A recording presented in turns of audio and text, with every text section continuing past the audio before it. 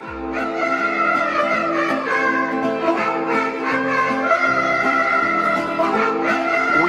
to build a wall, and it has to be built quickly.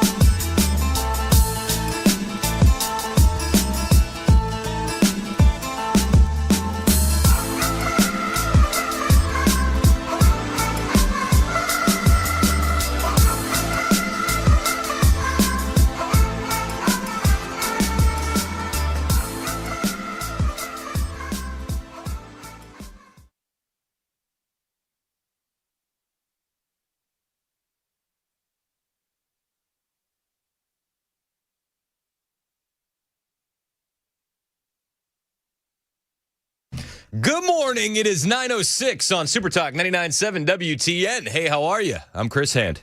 Show's brought to you by our friends at Better Water LLC. Water filtration systems, water softeners. You can get those at betterwater.com. You can listen to the show anywhere. iHeartRadio, tune in the FM dial. You can watch the show. Super Talk TV is up and running. Facebook, Twitter, Twitch, YouTube, and Rumble. Hit like, hit subscribe, share the show with your friends. Help us grow the digital footprint of the radio station. You guys have absolutely been stepping up on that front. We just crossed, what we crossed yesterday, was it 14,000 subscribers on YouTube? Small potatoes when you zoom out in the YouTube world, but we're pretty proud of it. Yeah, we hit 14,000 yesterday. It was a kind of a big deal.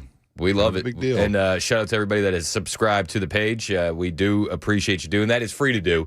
There's no money exchanged. You're welcome to mail it into the station should you feel so inclined. Just do attention Chris Hand, and I'll make sure it gets to the right place. I promise. Don Lemon got arrested. Did you see that? What a joker. Bro, I'm so giddy. I tell you what. I was driving in. Normally, I start my day with like a round of show prep before I even leave the house as I'm having my morning cup of joe. I'll sit there and I'll scan the headlines and see what happened overnight because my maybe this is too much inside baseball, but whatever.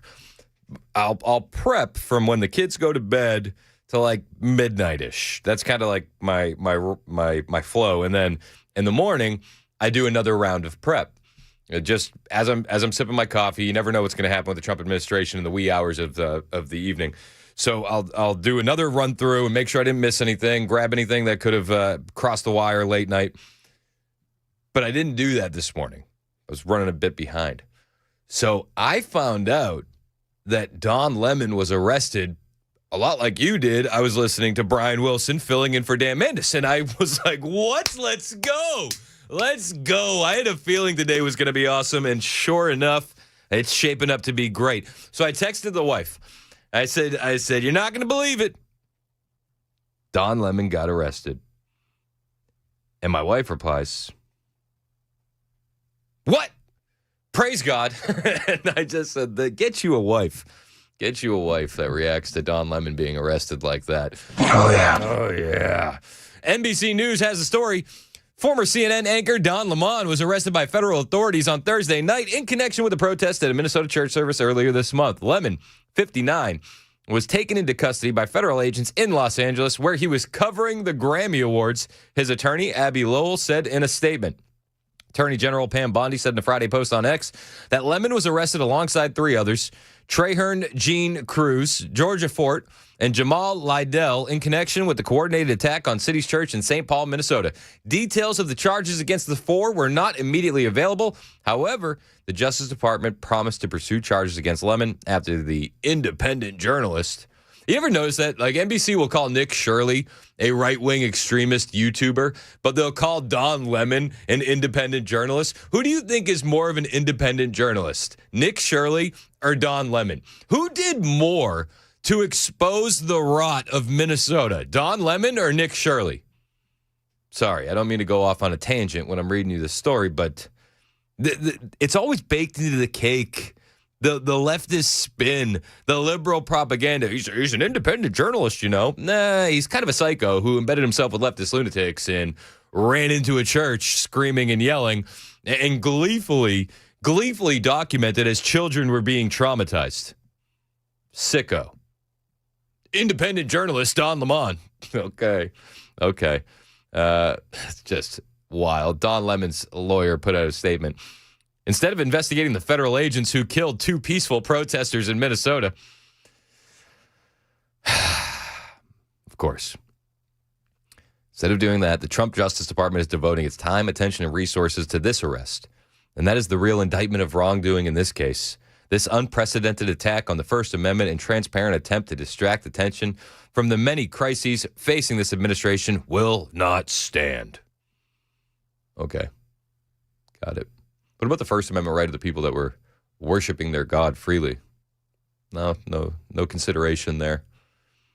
None. Okay. Agree to disagree. Let's just agree to disagree.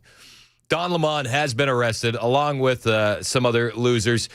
We could see a perp walk today. That's the word on the streets. I'm here for it. I know you are as well. Listen, if they're gonna put a mugshot out of Donald Trump, let's get a perp walk of Don Lemon.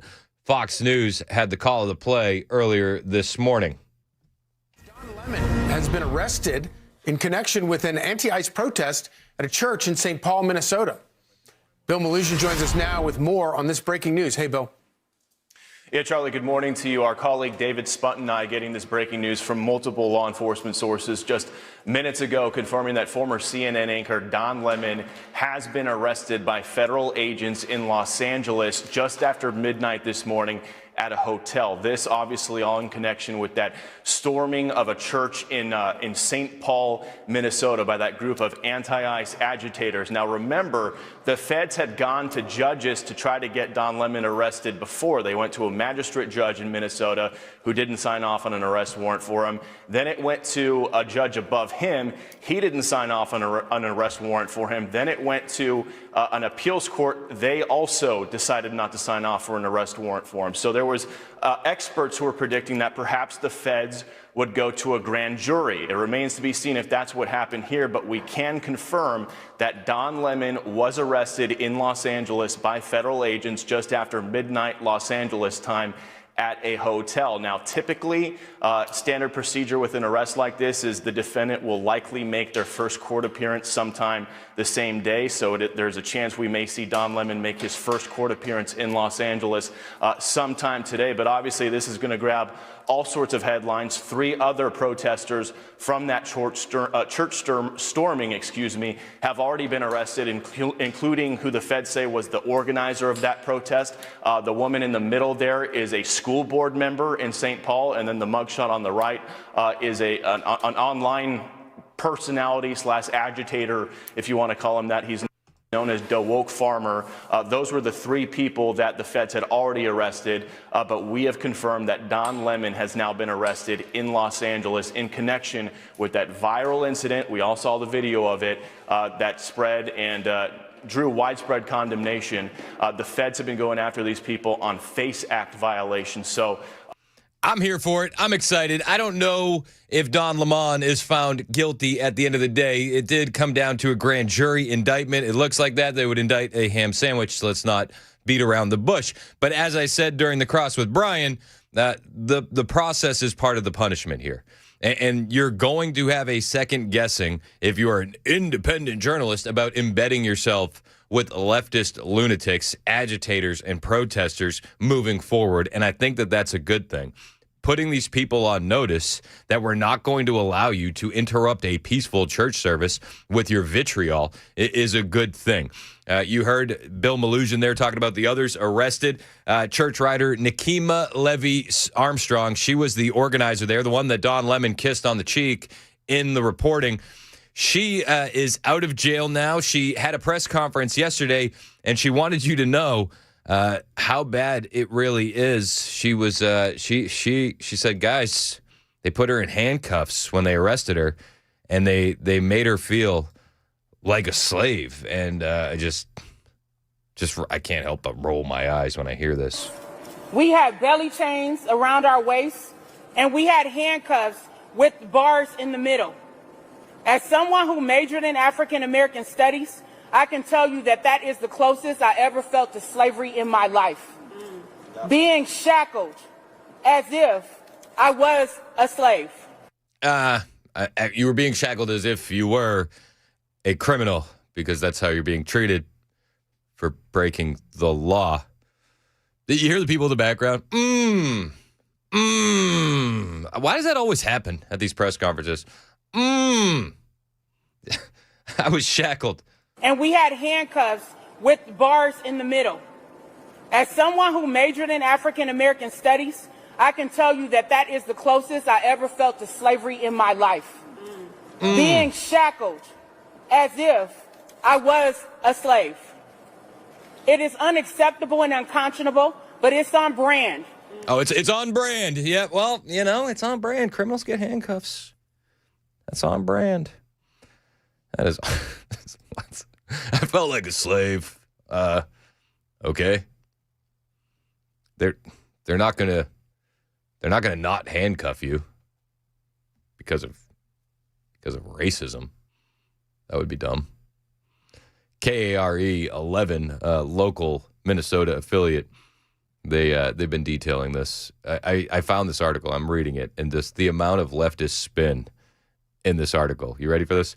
Twin Cities civil rights attorney and activist Nikema Levy Armstrong called her arrest in connection with the protests at St. Paul Church earlier this month political retaliation while criticizing the Trump administration's immigration operations. Levy Armstrong held a news conference on Thursday in Minneapolis to address the arrest. Levy Armstrong, who is also a reverend herself. Okay. You sure about that? You sure about that? Was among the anti-ICE demonstrators seen in a live stream by journalist Don Lemon entering City's church and disrupting a service calling for Pastor David Easterwood to resign. Easterwood has also served as a local field office director for ICE. She said, I stand before you today as someone who is facing political retaliation at the hands of the Trump administration for using my voice to speak truth to power and to challenge what I feel like is a conflict of interest. Okay. You used your voice to interrupt a church service and terrorize churchgoers and claim that they are white nationalists, even though the video proved that it was actually a pretty diverse church, believe it or not. I made this comment on the podcast last week with Mandison Murphy. The most dangerous white nationalist that you can come across happens to be Asian. So they were plentiful at City's Church in St. Paul. Scary stuff. Levy Armstrong and at least two others were arrested following a demonstration held on January 18th. A demonstration, mind you. A demonstration. The leftist spin is so subtle. In St. Paul, among others were arrested were William Kelly and St. Paul School Board member Chantel Allen, who were also ordered by a federal judge to be released. Secretary of Homeland Security Kristi Noem posted a photo of social media showing Levy Armstrong in custody.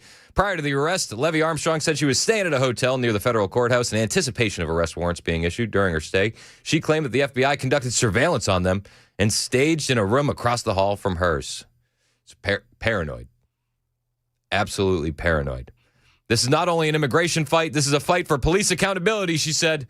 This is a fight for racial justice. This is a fight for our constitutional rights, and we must not forget that. Okay, thank you, Nikema. Thank you. We're going to be tracking this story as of today. From what I've been able to find, no specific upcoming court dates have been announced. No arraignments, no trial, no hearings, nothing publicly announced. But we are keeping our eyes on this story. Ronnie in Madison wants to talk about Don Lemon. What's up, Ronnie? kind of funny you can't wrap your puny little head around the fact that this is an attack on your chosen profession of work. Did you ever give that any consideration? I mean, we kind of knew, like, Mason knew that it was you, by the way. Like, we're not, you can call in as often as you'd like. Like, we don't run away from conversations with you because you don't really make any good points. There's a term, a term buffoon. It means someone who's embarrassing and doesn't realize that they're embarrassing themselves. That's kind of what I think of with you when I call you. But can two things be true at once regarding Don Lemon? See if you can wrap your head around this. Number one, Don Lemon is an enormous moron. That's true. And number two, Don Lemon did not break the law. Can you wrap your head around that? I know Matt. He didn't violate the First Amendment rights of the churchgoers in attendance. He didn't disrupt the church service. He didn't violate the FACE Act. The protesters certainly did, and they should be prosecuted to the full extent of the law. Don Lemon was like holding the pastor by his arm and not letting him get away, filming children who were traumatized, gleefully saying that that's what protests need to be.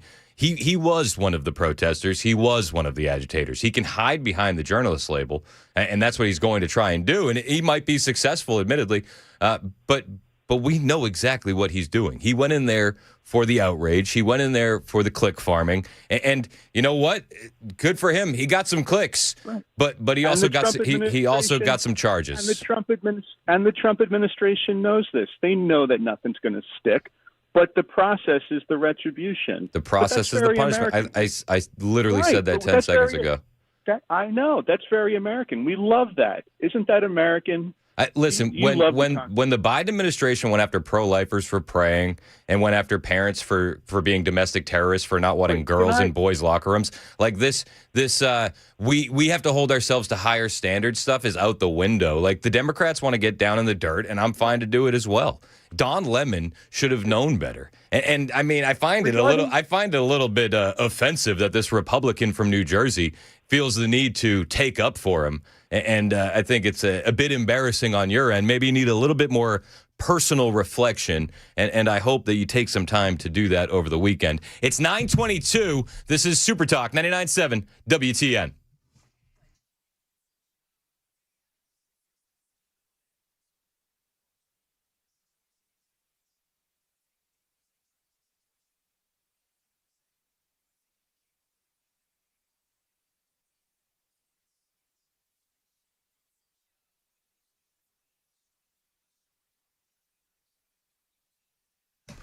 Hey, what's up? It's Chris Hand here from my friends at the Glock Store. You hear me talking about these guys all the time. I love the Glock Store. It's where I want to shop. It's where I like to train. It's where you should be doing both as well. And they got the latest Glocks. Have you heard about the Gen 6? These are the ones with the new optic system, the RTF6 texturing, the enlarged beaver tail, the flat face trigger. The list goes on and on and on. We've been talking about the new Gen 6 Glocks for a couple weeks now because they are unbelievable. These are the most refined stock Glocks ever produced. And of course, the Glock Store has them in stock. Well, actually, scratch that. They had them in stock. See, they got their first batch. They were letting people pre-order these bad boys, and they're already gone. But you still have an opportunity to pre-order yours today. You can head down to the Glock Store, pick up one of the new Gen 6 G19s, 17s, 45s, see what you think. If you like what you feel, see, shoot, place your pre-order today. And when you place your pre-order, tell them you heard about it on the Chris Hand Show, and you'll receive an extra free magazine when you pick up your brand new Gen 6 Glock as a thank you for that pre-order. This is a limited time offer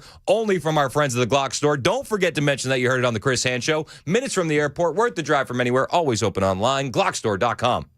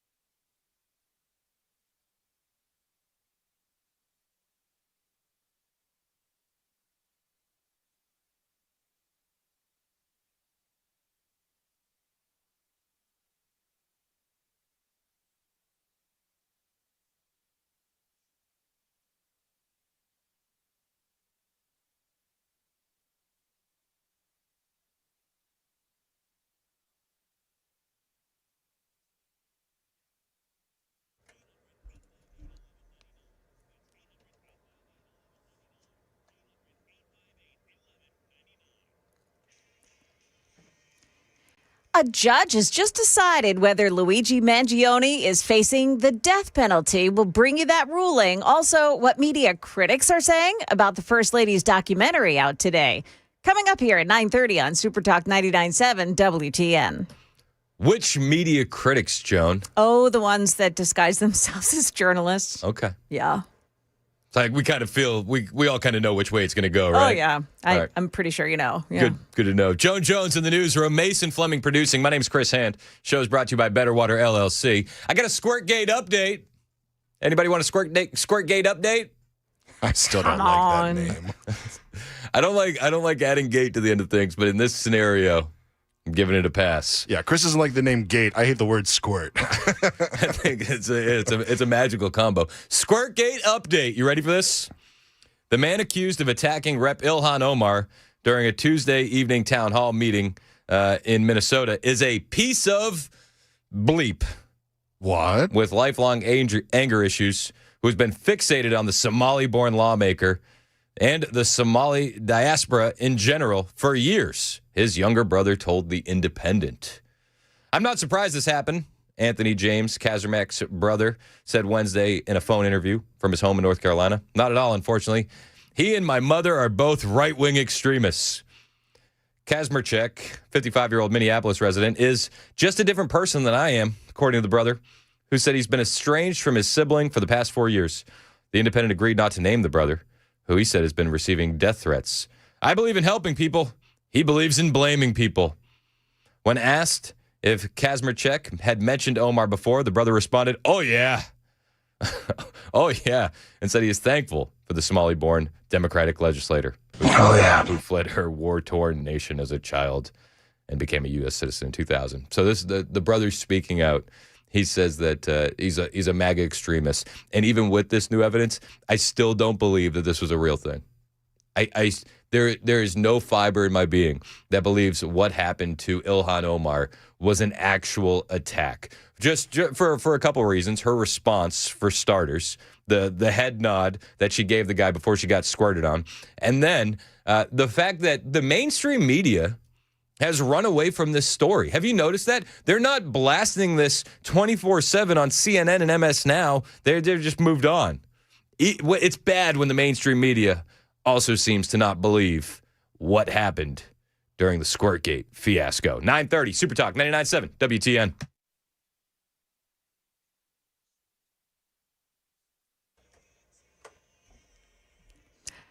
Good morning. I'm Joan Jones with your top stories. Thousands of Nashvillians without power, and many are being told by NES that that's going to remain that way through the weekend and into early next week.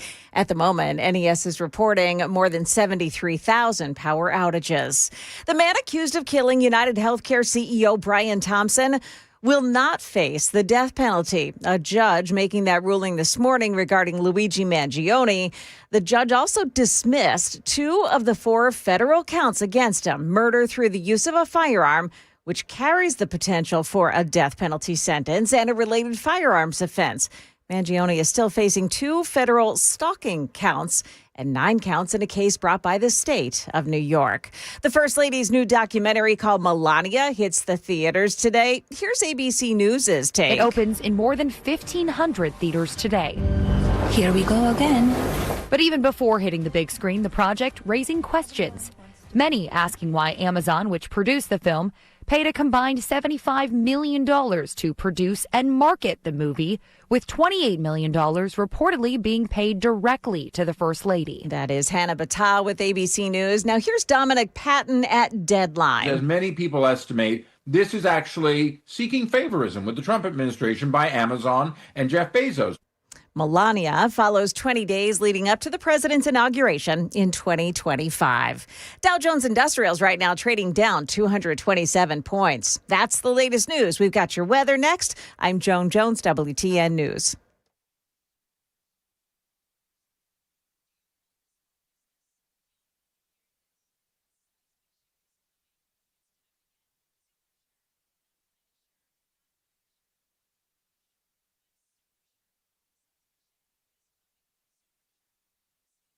Hey, what's up? It's Chris Hand here for my friends at Busy Bee Plumbing, Heating, and Cooling. It is cold. This weekend is going to be even colder. You probably have a good idea right now if your HVAC is standing up to the test of this harsh winter. If it's not, you need to talk to my friends over at Busy Bee Plumbing, Heating, and Cooling. Right now, 0% financing on a new HVAC unit for 18 months, a complimentary UV light with any new system install, and a free 5-year labor upgrade. That's a $750 value and is absolutely going to save you money long term. Got plumbing needs? Same 0% financing applies, plus a free 50-gallon water heater with select repipes or $600 off if that doesn't apply. You've been in the house a lot. Is the indoor air quality lacking? Is it smelling a little funky? How about you take 15% off UV lights when you book a premium duct cleaning? Busy Bee is saving you so much money, and all month long, buy one Beehive Club membership, get one for free. You can give it to a neighbor, a loved one, a family member, whoever needs a Beehive Club membership. Spoiler alert, it's everyone. You can give them that for free. Call my guys today, 615-775-7833, 615-775-7833, busybeehvac.com.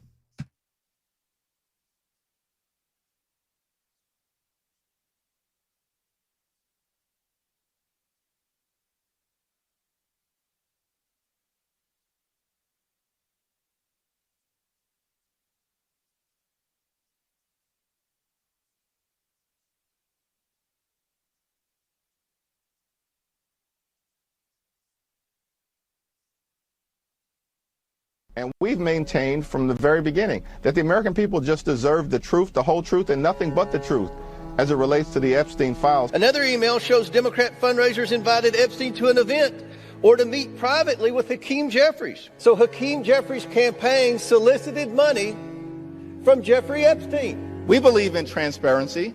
We believe in accountability. We believe in due process. And let me be very clear about Stacey Plaskett. She's a woman of great intelligence and a woman of great integrity. And I got a text from Jeffrey Epstein, who at the time was my constituent, who was sharing information with me. They've arraigned a Democratic member for taking a phone call from her constituent, Jeffrey Epstein, in the middle of a hearing. One thing he's clearly doing is changing the subject from a different form of crime, which is child sex trafficking, which Jeffrey Epstein was a mastermind of. I have a feeling we're going to learn about how deeply tied into the left Epstein really was.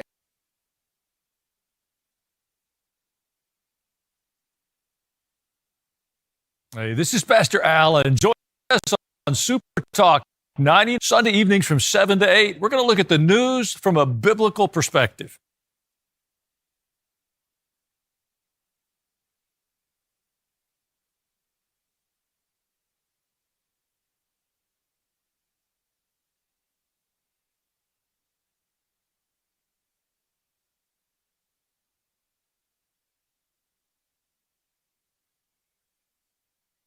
For a while.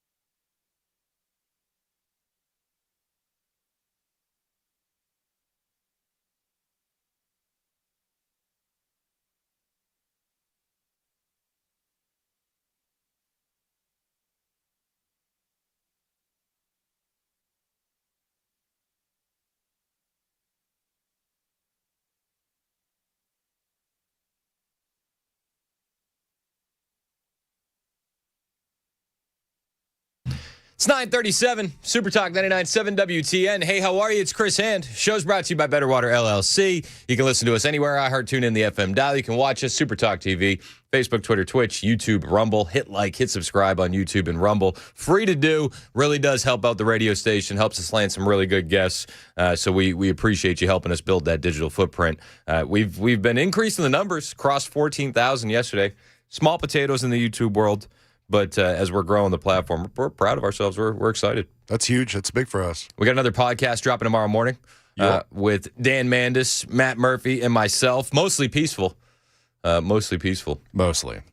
What did we do yesterday? We closed it awkwardly. Dan was saying something, and we died laughing. I don't know if I want to spoil it or not. All right, don't spoil it. Tune into the end of the episode, or you got to stay to the end. You got to stay to the end. You're kidding. There was something awkward with Mandis? That's I know. Like, This, right? I know this feels out of place. I know.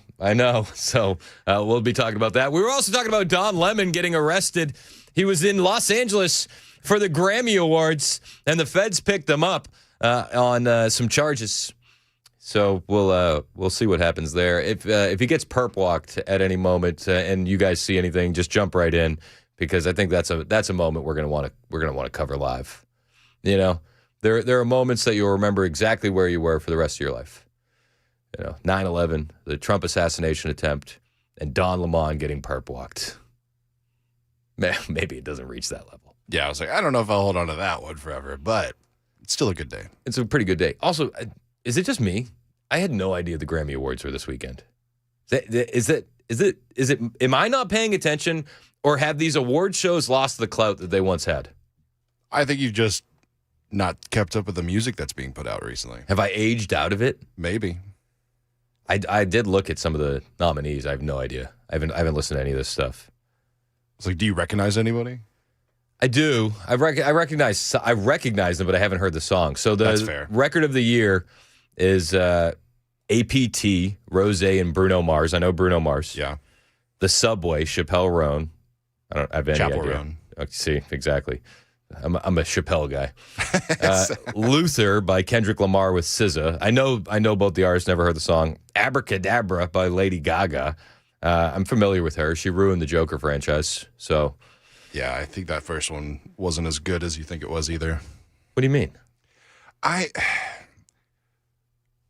think Joaquin Phoenix did a good job in that movie, but I think the cool part of the Joker character is that it's anonymous and you don't know who the character is, who the clown is. I think that's what makes the good villain that's lasted so long, and that's why he's one of Batman's biggest villains, is you don't know who he is, and it's just crazy to be crazy. But the origin story was cool. It is cool. I think it's a good take on it, but overall, I'm not a fan of it. Lady Gaga turned the second one into a musical and ruined it, though. We can both agree on that. Absolutely, hands down. Then you got Wildflower by Billie Eilish, and I know Billie Eilish. She's a rabid anti-iced individual. Her brother is too. Anxiety by Doechii. I have no idea what that is. I've heard good things. I haven't listened to it though. I feel like actually I might have heard that song. Does it just say anxiety a bunch? Probably. Kind of sounds like Gautier. Yeah. Yep. All right. Manchild by Sabrina Carpenter. That was a good one. Is it? Yeah, it's supposed to be a song that like dogs on dudes, but like. And then DTMF by Bad Bunny, who I'm familiar with, but I've not heard the song. Not heard the song.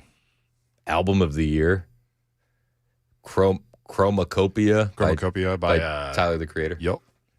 I've heard of Tyler. I haven't heard the album. Mutt by Leon Thomas. GNX by Kendrick Lamar. Mayhem by Lady Gaga. Let God Sort 'Em Out by the Clips. I didn't even know the Clips had a new album. I didn't either.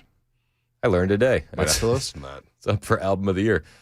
Man's Best Friend, Sabrina Carpenter. Swag by Justin Bieber. I didn't know he was still making music. Bad Bunny has an album that's up for Album of the Year too. I don't, dude. Either I'm old or these award shows don't mean anything anymore.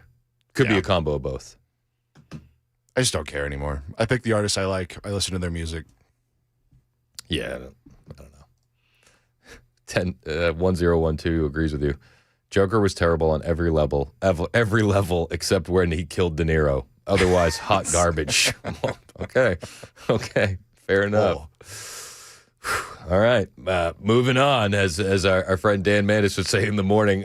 Minnesota. Tim Walz has insinuated that that a civil war is being started inside Minnesota, don't you know, via ICE. We're also seeing reports that this morning, Tim Walz's National Guard, the Minnesota National Guard, is retreating back from anti-ICE agitators at the federal building in Minneapolis, letting them violate the barricaded zone. So, I mean, you'd have to ask, what's the point of them being there? And who exactly is starting this civil war? You have your own National Guard backing down. But yesterday, Tim Walz, he was giving an interview with The Atlantic. And he said, I mean, is this a Fort Sumter? It's an armed force that's assaulting, that's killing my constituents, my citizens. Now, as you all know, Fort Sumter was the federal fort in South Carolina, attacked by militias who were trying to secede as the Republican Party pressured states against using slaves in their economy instead of citizen-operated machinery. So he's saying that ICE is the ones that are starting that civil war. ICE. Scott Jennings was talking about this last night on the Abby Phillips show, and he nails it, as he often does, and he goes right at Tim Walz and his claims that ICE are starting a civil war. He said today that he thought maybe this was like the next Fort Sumter. And when Governor Walz said that, and previously he had referenced the Battle of Gettysburg. And so when I hear that kind of language coming out of a governor, this sort of fantasizing about an American Civil War, first of all, I don't think he stopped to consider who that makes him in this entire endeavor. Jefferson Davis, spoiler alert. And number two, if you wanted more calm, if you wanted a little bit more cooperation, if you wanted to ratchet things down, you would not be referencing the first shots of the Civil War and maybe thinking that we're in the middle of another one. You agree or disagree? We don't want to get into a debate about political rhetoric, I don't think, because there's too much. Do you like the Fort Sumter language? I don't. That's Jamel Hill, by the way, the woke former ESPN analyst who hates all things and everything Donald Trump. I don't even think she wears the color orange anymore because she is so mentally disturbed by her TDS. Like it, but I don't like a lot of things that I hear in our political atmosphere. But I just constantly am baffled by when it is directed at conservatives, they suddenly want to clutch their little pearls. And then when they constantly egg and ramp up the... So you do like it? No, I don't like it at all. But what I'm saying is... So are you clutching your own No, what I'm saying is call it on both sides, which I'll never do. See, you only want to react. But then, because like you want to pearl clutch on that side, but when your side doesn't... I don't wear pearls. You don't want to... Are you clutching your own pearls? I will clutch this necklace. Can I give it on? I mean, the Jamel Hill stuff is ridiculous. Obviously, the rhetoric is far more egregious on the left. Is there some rhetoric on the right? Of course.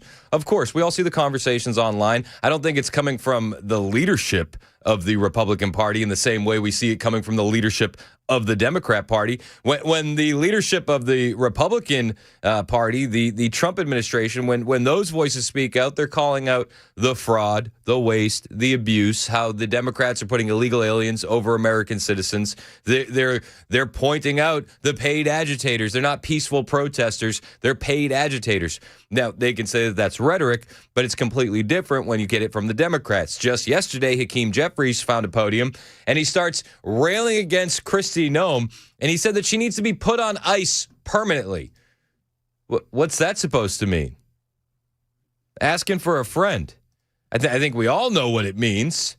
Does Hakeem Jeffries? He literally said this yesterday. It's disgraceful. She's got to go. We are dead serious. She needs to be put on ice permanently. She's got to go. And by the way, she's not the only one. No, she's not the only one. There's so many of these Nazi right-wing extremist, Gestapo-loving Republicans that need to be put on ice permanently. Is that a call for violence? Feels like a call for violence. Am I pearl clutching too much? That Jamel Hill would say that I was pearl clutching.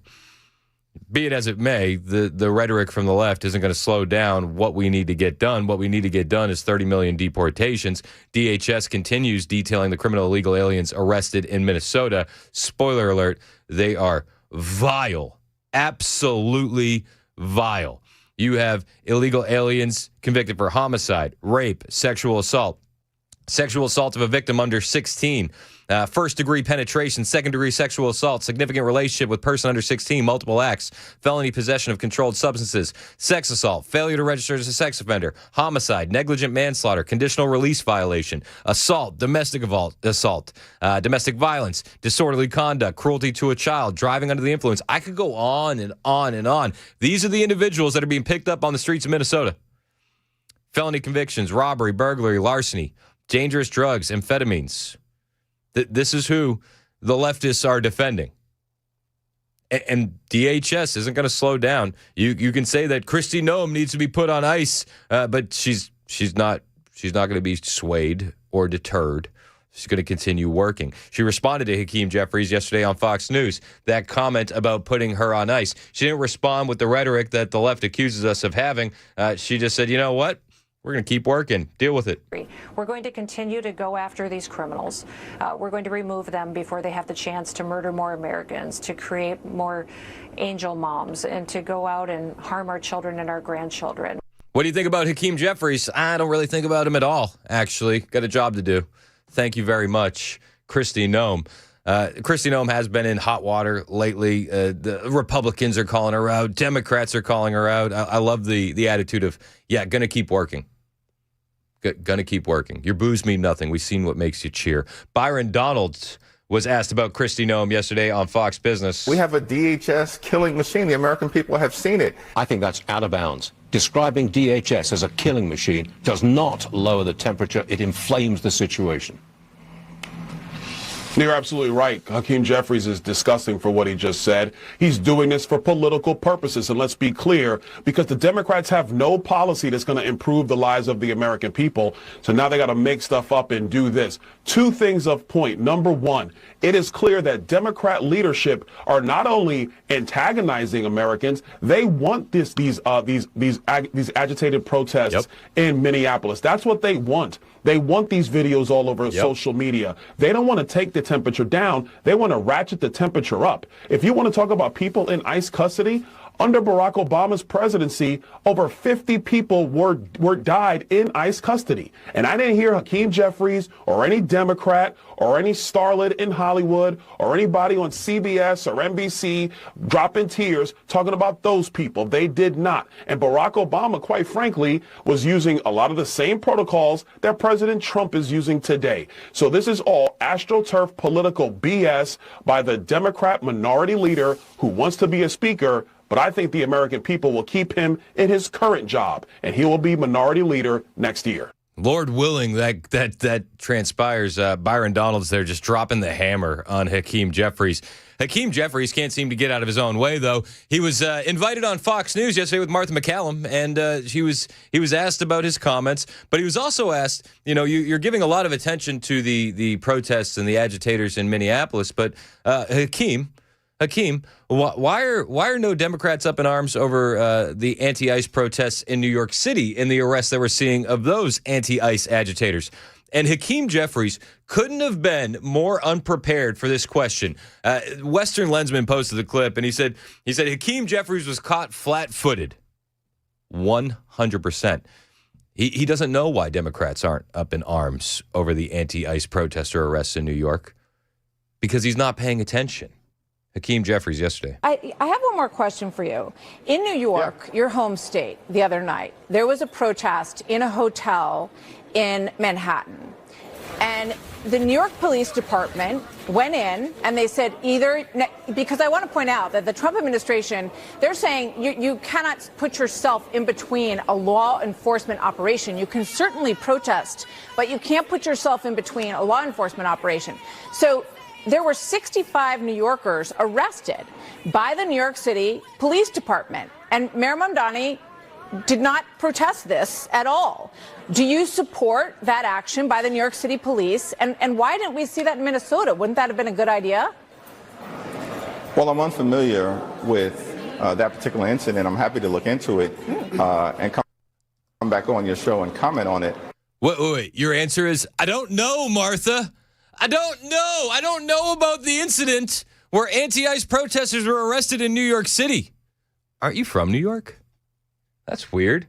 What do you know about Hakeem? But what I will say is that the American people, hundreds of millions of folks, saw a cold-blooded killing of Alex Pretty. He was called by the Trump administration a would-be assassin and a domestic terrorist. No, that was a malignant lie. We know well, he the was president an has already ICU sent in Tom nurse Homan to that remedy took the care things that you're of talking about. Veteran. I hope so, but it remains to be seen. All right. He was Leo just a Jeffries, nurse. Hey, I'm surprised that you haven't heard about that arrest of 65 people in New York. You represent the 8th District in New York. You hadn't heard that 65 protesters were arrested in New York City? Are you surprised that I'm here in Washington working to avert a government shutdown and make sure that ICE actually conducts itself like every other law enforcement? Yeah, we are surprised that you're in Washington working. Hakeem Jeffries, he has no idea what's going on in his own home state of New York, but he's very familiar with the outrage machine and what they're churning out. He's going to focus on that. He's going to focus. He said, "I don't know. I'm unfamiliar with that. Odd. On the way." We'll talk about the midterms a little bit. We do need all hands on deck for the midterms. Government shutdown incoming. That's going to happen. They want to defund DHS and ICE. We actually talked a little bit about it on the podcast. Interesting question that I'll pose to you as well. And then we'll talk about what happens if the Democrats win. A moderate Democrat won the governor race in Virginia, and then another moderate Democrat won the governor race in New Jersey. Neither of them have enacted any moderate Democrat policies. They're going as far left as humanly possible. What did Mikey Sherrill do? We'll tell you when we get back. It's 9:54. This is Super Talk, 99.7 WTN.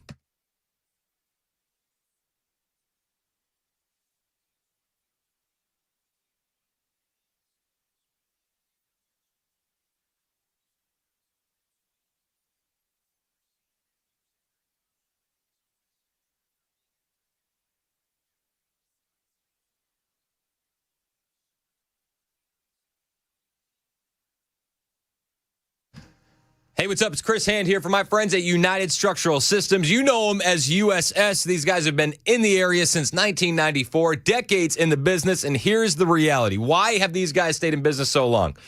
Well, it's because that water damage that you're getting in your basement and your crawl space, it's not going to fix itself. The foundation problems that you've been ignoring, they're not going to get cheaper to solve. Waiting actually makes things worse. If water's getting into your basement or crawl space, you need to call people you can trust, and this is where USS comes in. USS has been doing this since 1994, specializing in waterproofing and foundation repair. They have experts coming to your home, tracking down exactly where the water's coming in, and installing permanent solution using American-made materials backed by lifetime transferable warranties to make sure that it doesn't get in ever again. No scare tactics, no temporary fixes, no sales guys worried about a quota, just straightforward answers that work and hold up. If you're seeing moisture, cracks, doors that won't shut right, now is the time to act. Call USS today, 615-488-7855, 615-488-7855, or find these guys online, USSTN.com.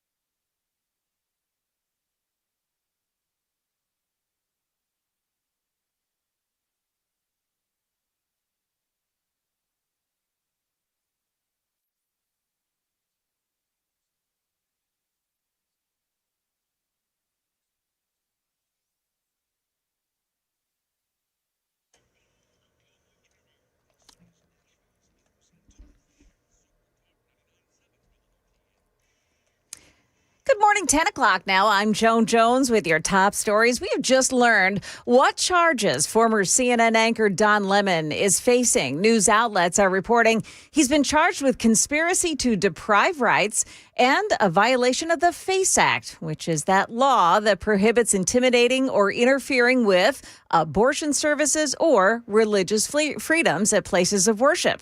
He was arrested last night. Overnight, Don Lemon, who was here in L.A. for the Grammy Awards, was arrested by federal agents. Multiple sources say he was taken into custody, indicted over an incident in Minneapolis. Multiple protesters went into a church in Minneapolis, claiming an ICE official was one of the pastors at the church. Lemon claimed he was there as a journalist, documenting the protest, but the federal government alleged Lemon and others illegally interfered with the freedom to practice religion. Lemon's attorney says he will fight the charges. That's ABC's Stephen Portnoy. And happening in Minneapolis right now,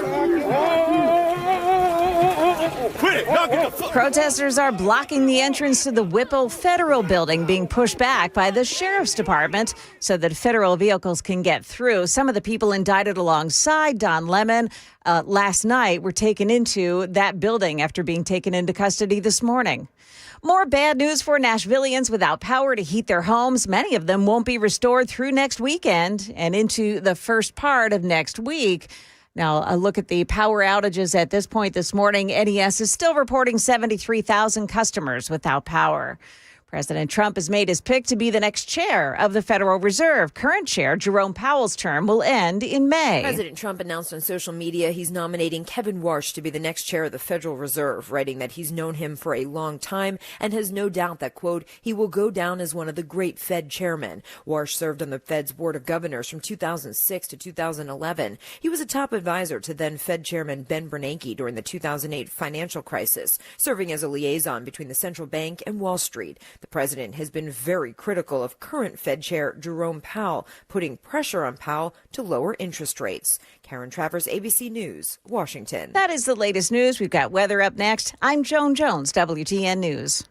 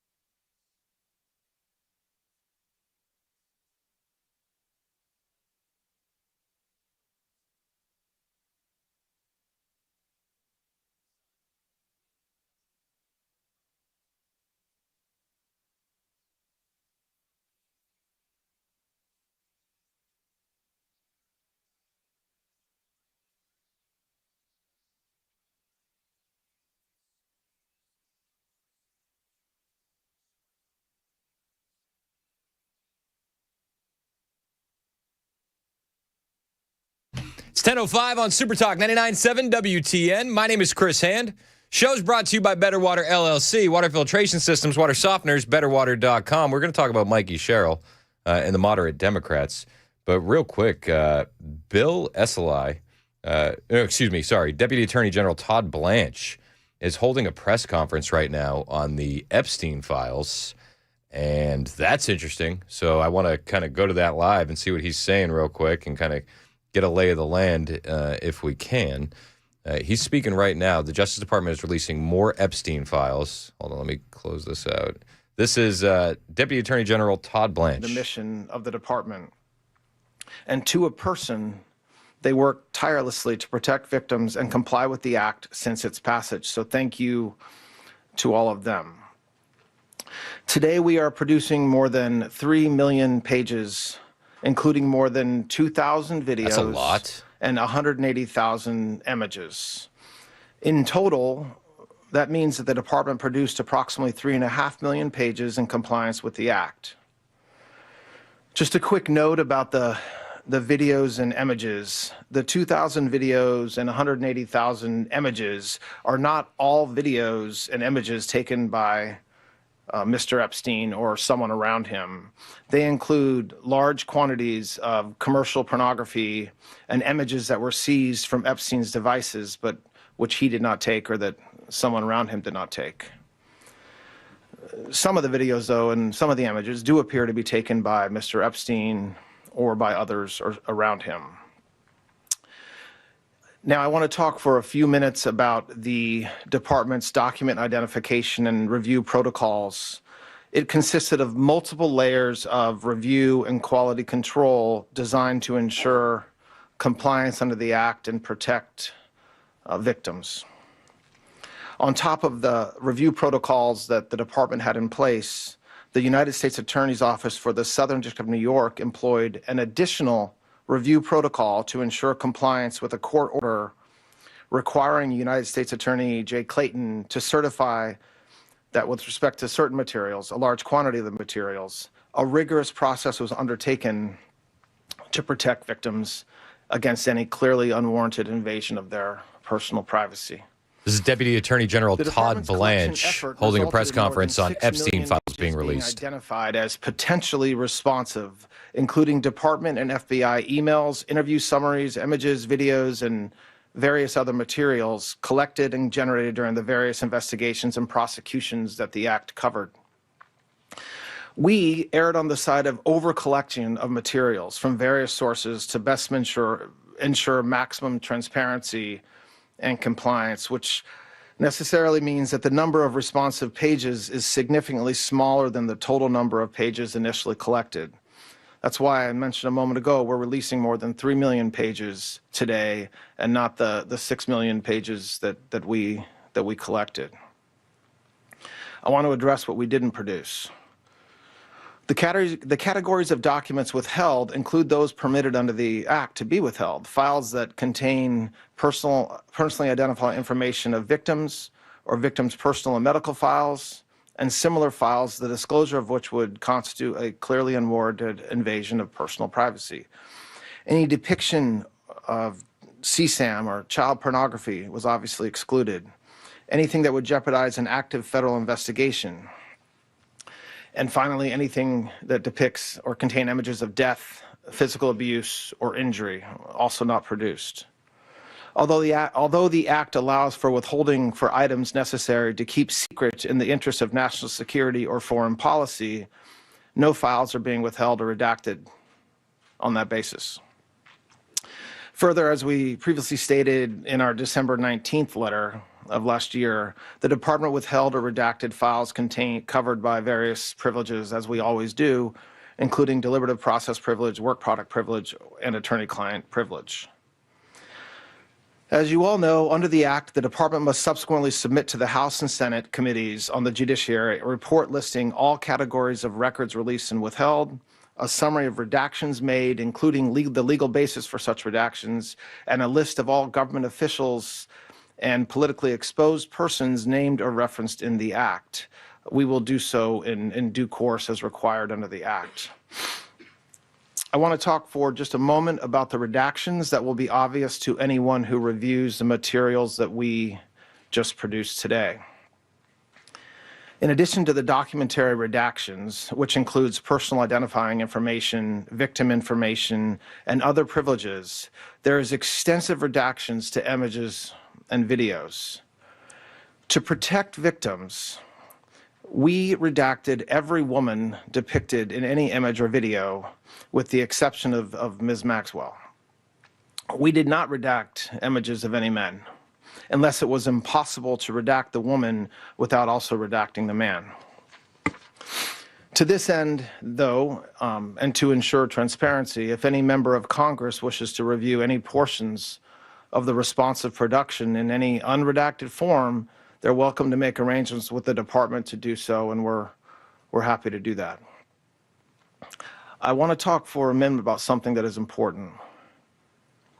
Every single day of the year, the Department of Justice investigates and prosecutes those who abuse and traffic young women and children. Just last year, the FBI located over 2,700 victims of child exploitation. The Department of Justice found and terminated 3.8 million dark web pedophile accounts. In August, we charged 11 defendants for extensive sex trafficking in Los Angeles of illegal immigrants and underage women.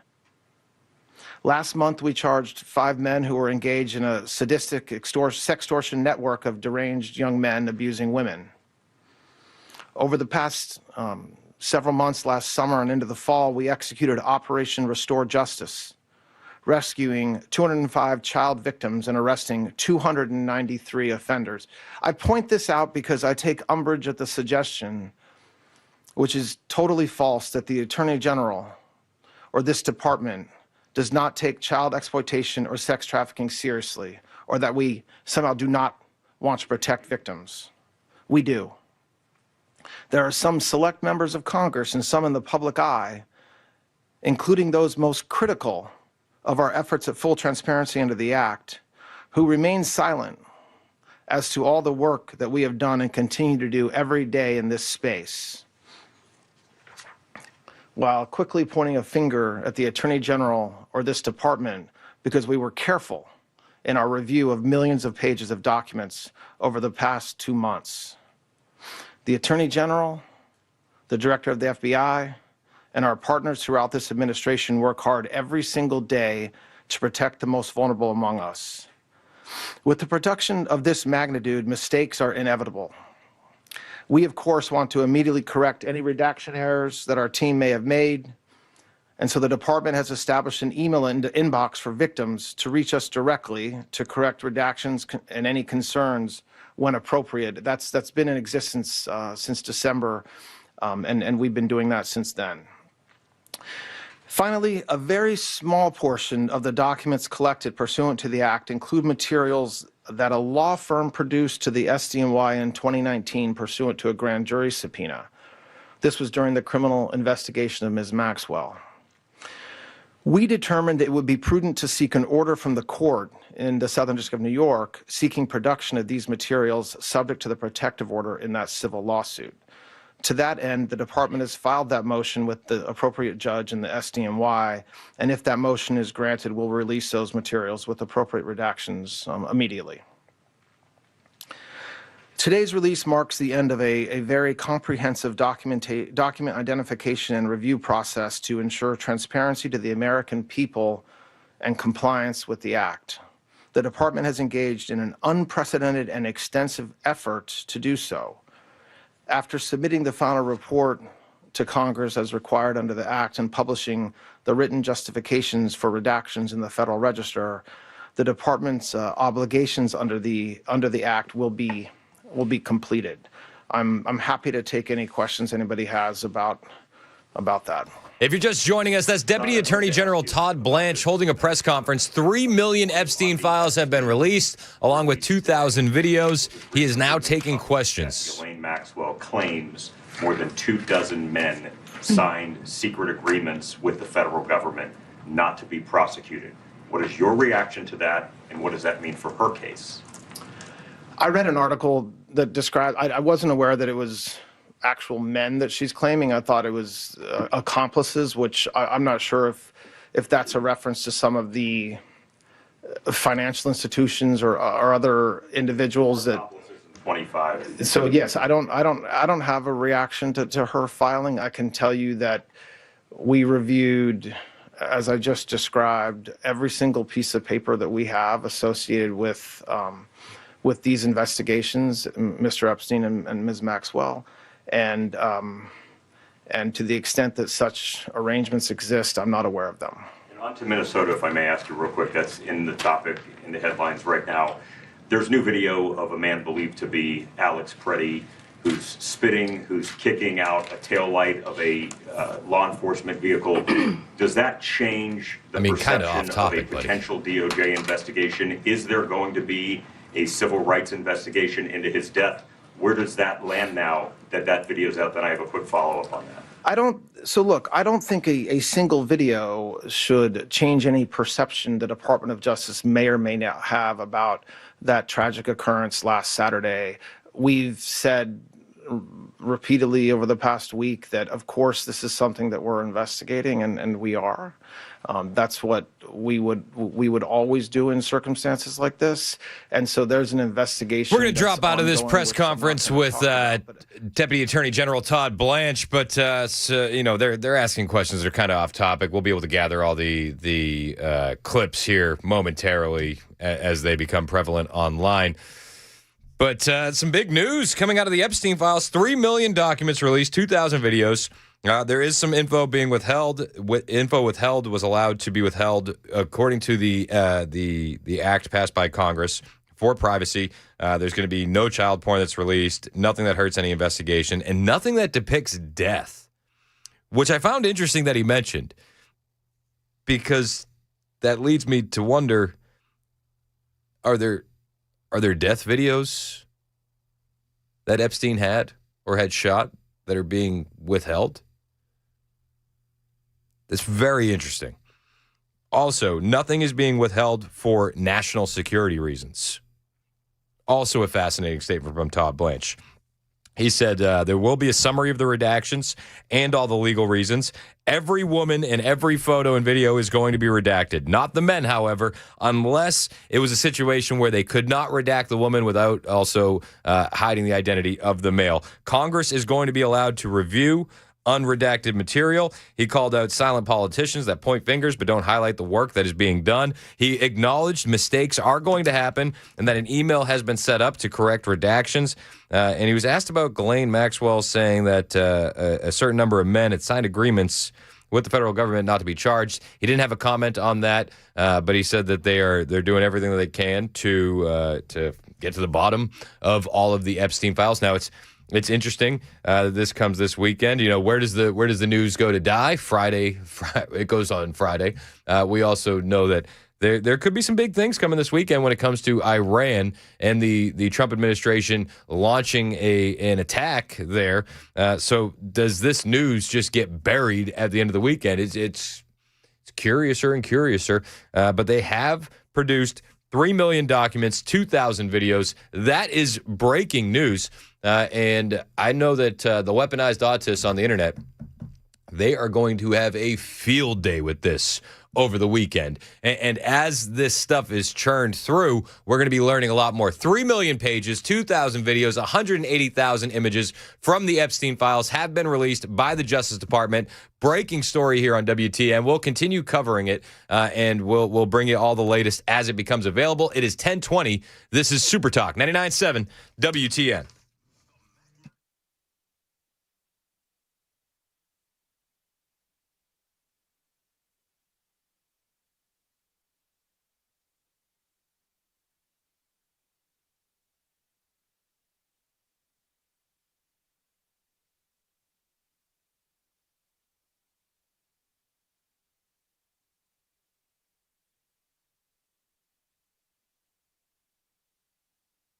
Hey, what's up? It's Chris Hand here for my friend Aaron Parker over at Parker Safes and Vaults in Shelbyville. Gun owners, listen up. If your safe can be pried over, tipped over, pried open, if it can be attacked with basic tools, you know what it's not? A safe, actually. It has nothing. It's not a safe. Spoiler alert.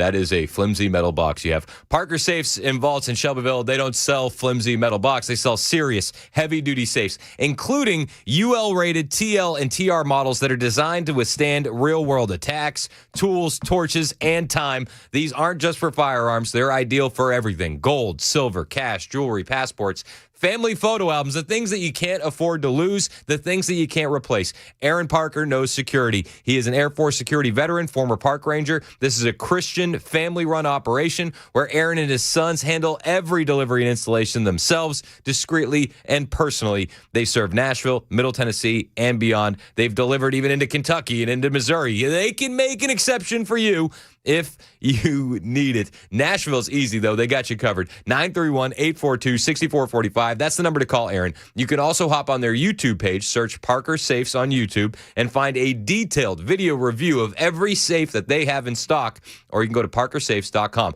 That's Parker Safes and Vaults. No gimmicks, just real protection. parkersafes.com.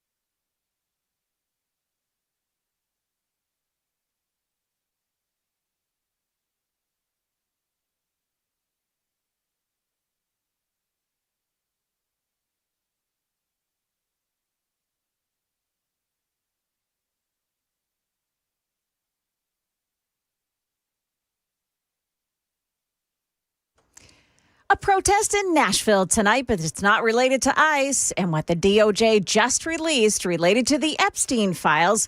Coming up here at 10:30 on Super Talk 99.7 WTN. Going through the text messages reacting to the Epstein files here on the Super Text line, 615-737-9986. That was Joan Jones in the newsroom, by the way. Mason Fleming producing. Show's brought to you by Better Water LLC. But I'm going through your text messages, and one of the things that that Deputy Attorney General Todd Blanche said, every woman is redacted in these files, these videos, these images, every single one. And I got a text here from 5237. He said, even Oprah? Oh, jeez. Oh, gosh. I don't know. A lot of people don't believe anything is going to come out of this. There's quite a few individuals said, when are the Phase 3 binders coming out, Todd? 4460. Yes. Said, a couple people don't think anything is going to happen to this. A couple of individuals reacting to the snuff film saying it's gross. Yeah, dude, it's a wild story. As these details come out, we'll be the first to bring them to you right here on Super Talk 99.7 WTN. In the meantime, we were talking about Democrats, midterms on the way. We got to be careful because moderate Democrats are going to campaign as moderate Democrats, but they're going to rule as far left radicals. Look no further than moderate Democrat in New Jersey, Mikey Sherrill. Do you know what she announced yesterday on The Daily Show? Well, I'll let her tell you what she announced on The Daily Show. Met with AG, we are putting out information on helping New Jerseyans know their rights. We are not going to allow any ICE raids to be staged from state properties, and we are also going to be standing up a portal so people can upload all their cell phone videos and alert people. Like if you see an ICE agent in the street, get your phone out. Yes. We want to know. Wow, stunning and brave. Stop. They have not been forthcoming. They will pick people up. They will not tell us who they are. Right. They will not tell us if they're here legally. They won't check. They'll pick up American citizens. They picked up a 5-year-old child. We want documentation, and we are going to make sure we get it. That's the moderate Democrat pushing far left talking points. They picked up a 5-year-old. Granted, the illegal alien that they were using, that they were targeting in the operation, left his 5-year-old behind and fled on foot. And then the ICE agents had to calm this poor 5-year-old boy down because his dad is a loser and a criminal. And then the ICE agents played his favorite songs for him on the cell phone and took him to McDonald's and got him a Happy Meal and looked after the boy. They released a video of this boy, Robert Garcia, the 5-year-old, by the way. They released this video of him. They went to visit him at the ICE facility. And did you see this video with Robert Garcia? If you're watching this on YouTube, I'm going to get the video up. Because Robert Garcia, the representative from California, I believe, is he from California or is he from Texas? He's from one of them. He went to visit this 5-year-old, and they're like, oh my gosh, it's so dark and depraved.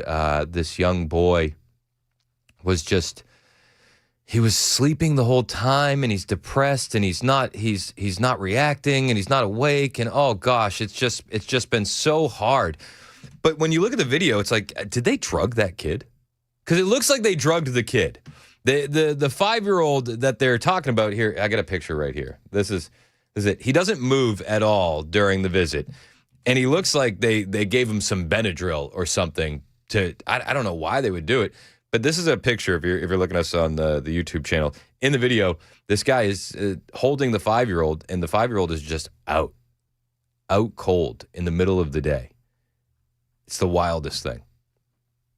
But that's a leftist talking point. No 5-year-old was apprehended and detained by ICE. A 5-year-old was looked after and cared for by ICE when his father fled the scene on foot, leaving him behind. What a scumbag, an absolute scumbag.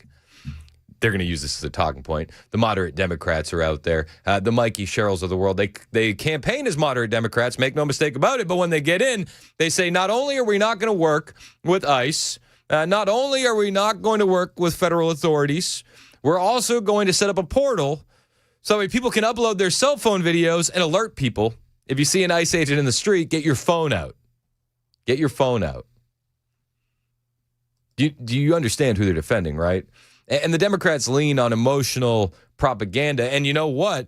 Some of that actually works on the squishy middle. And it starts to get to them. And they feel uncomfortable. The optics war is real. The Trump administration, though, yesterday signaled that they're acknowledging the optics war. And they're ramping up the fight on their side. Okay, the squishy middle and the leftists need emotional arguments to understand why we need mass deportations, and we need that to win the optics battle.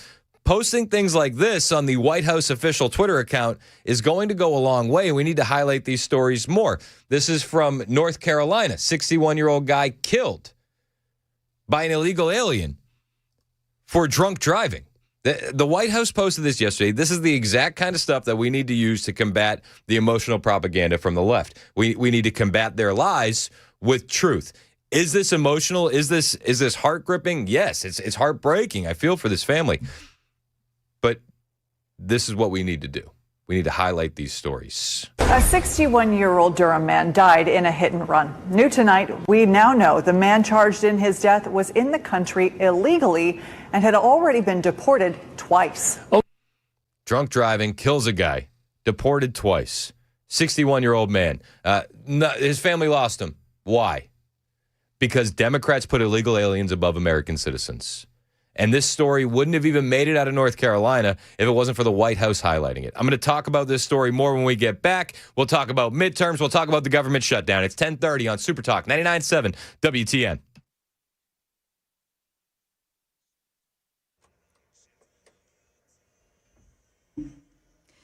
Good morning. It is 10:30, and I'm Joan Jones with your top stories. NES still reporting 73,000 power outages this morning and warning that some customers won't have power restored until next week.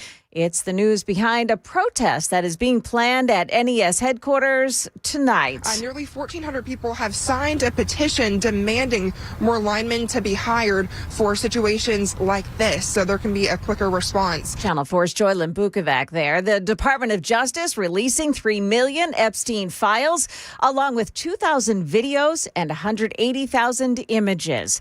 Deputy Attorney General Todd Blanche on which images are not included in that release. Any depiction of CSAM or child pornography was obviously excluded. Anything that would jeopardize an active federal investigation. And finally, anything that depicts or contain images of death, physical abuse, or injury, also not produced. Blanche also pushing back against the narrative that President Trump was being shielded by the DOJ. He said everything has been released. Those files have been posted online. We know that Don Lemon was arrested this morning, and one of the others that were arrested this morning as well is Georgia Fort. She's the afternoon host at a Twin Cities radio station, live streaming the moments before her arrest at 6:30 at her home this morning. You guys, I wanted to alert the public that agents are at my door right now. They're saying that they were able to go before a grand jury sometime, I guess, in the last 24 hours, and that they have a warrant for my arrest. She had been taken to the Whipple Federal Building, which, by the way, is under siege right now by leftist agitators facing off against sheriff's deputies. That is the latest news. Weather is next. I'm Joan Jones, WTN News.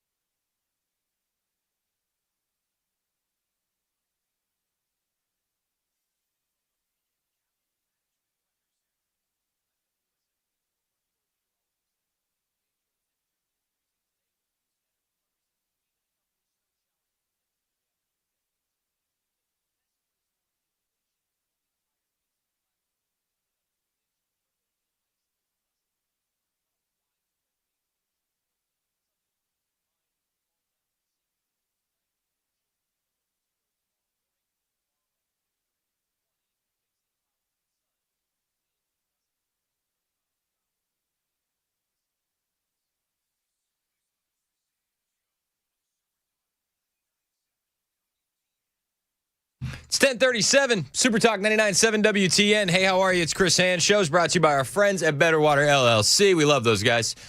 Nobody needs those frogs acting a fool. BetterWater.com. You can listen to us anywhere, iHeart, tune in the FM dial. Watch us, Super Talk TV, Facebook, YouTube, Twitter, Twitch, Rumble. Hit like, hit subscribe, share the show with your friends. We appreciate you doing so and appreciate you joining us however you're joining us, whether you're on air or online. Thank you. We do appreciate it. We were talking moments ago about the moderate Democrats, that they campaign as moderates, then they get in, and they're anything but moderate. Mikey Sherrill, Abigail Spanberger, both of them have gone on record. We're not working with ICE. We're not helping ICE out. We're not going to enforce federal immigration law. They're not going to be allowed in our prisons. We're actually going to set up portals where citizens can highlight where the ICE agents are and, take videos and photos and we'll log it all online. That way we can charge them later. The left. They are motivated by emotional propaganda. And unfortunately, so is a lot of folks in the middle. And we've seen the optics war raging. And you see a lot of the independents, the moderates, they say, I voted for Trump, but I don't know about this. And I saw something from the White House yesterday on social media that, I don't know, maybe it's a bit of a change. Maybe they need to lean into this more. But if the left and if the independents and if the moderates are just really impacted by the emotional arguments, then maybe we need to lean into that a little bit more. The White House is doing just that on social media, posting this video of a North Carolina news story yesterday. Year-old Durham man died in a hit and run. New tonight, we now know the man charged in his death was in the country illegally and had already been deported twice. Only on WRAL, Sarah Kruger spoke with the victim's family, who feels like the system failed them time and time again. This is where that hit and run happened, here on Chalk Level Road. Richard Ferguson's family says he had just gotten off the bus to head home. For many reasons, they feel like this crash never should have happened. My brother was a wonderful person. Speaking to me by Zoom from out of town. My best friend, my spiritual advisor. We were like twins. 2 of the 11 surviving siblings of Richard Ferguson Jr. described him as a loving person and hard worker. He was in his 26th year working for the Durham Housing Authority. Police say 30-year-old Wilmer Mejia ran off the road, hit 2 signs, and then hit Ferguson. He didn't deserve to get hit and killed and leave this early. He didn't deserve none of this. Police say Mejia was driving with a revoked license. He's charged with that, hit and run, and involuntary manslaughter. WRAL was the only media there when he appeared in court by video earlier this month. Driving with license revoked, impaired vacation. It was there, the prosecutor said, Mejia has been deported twice.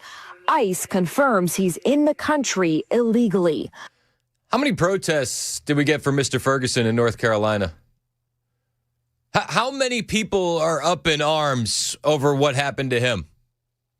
How come we don't get the same energy for Mr. Ferguson and his family that we get for Renee Nicole Good and her family? How come Mr. Ferguson's life doesn't matter more than Alex Pretty's?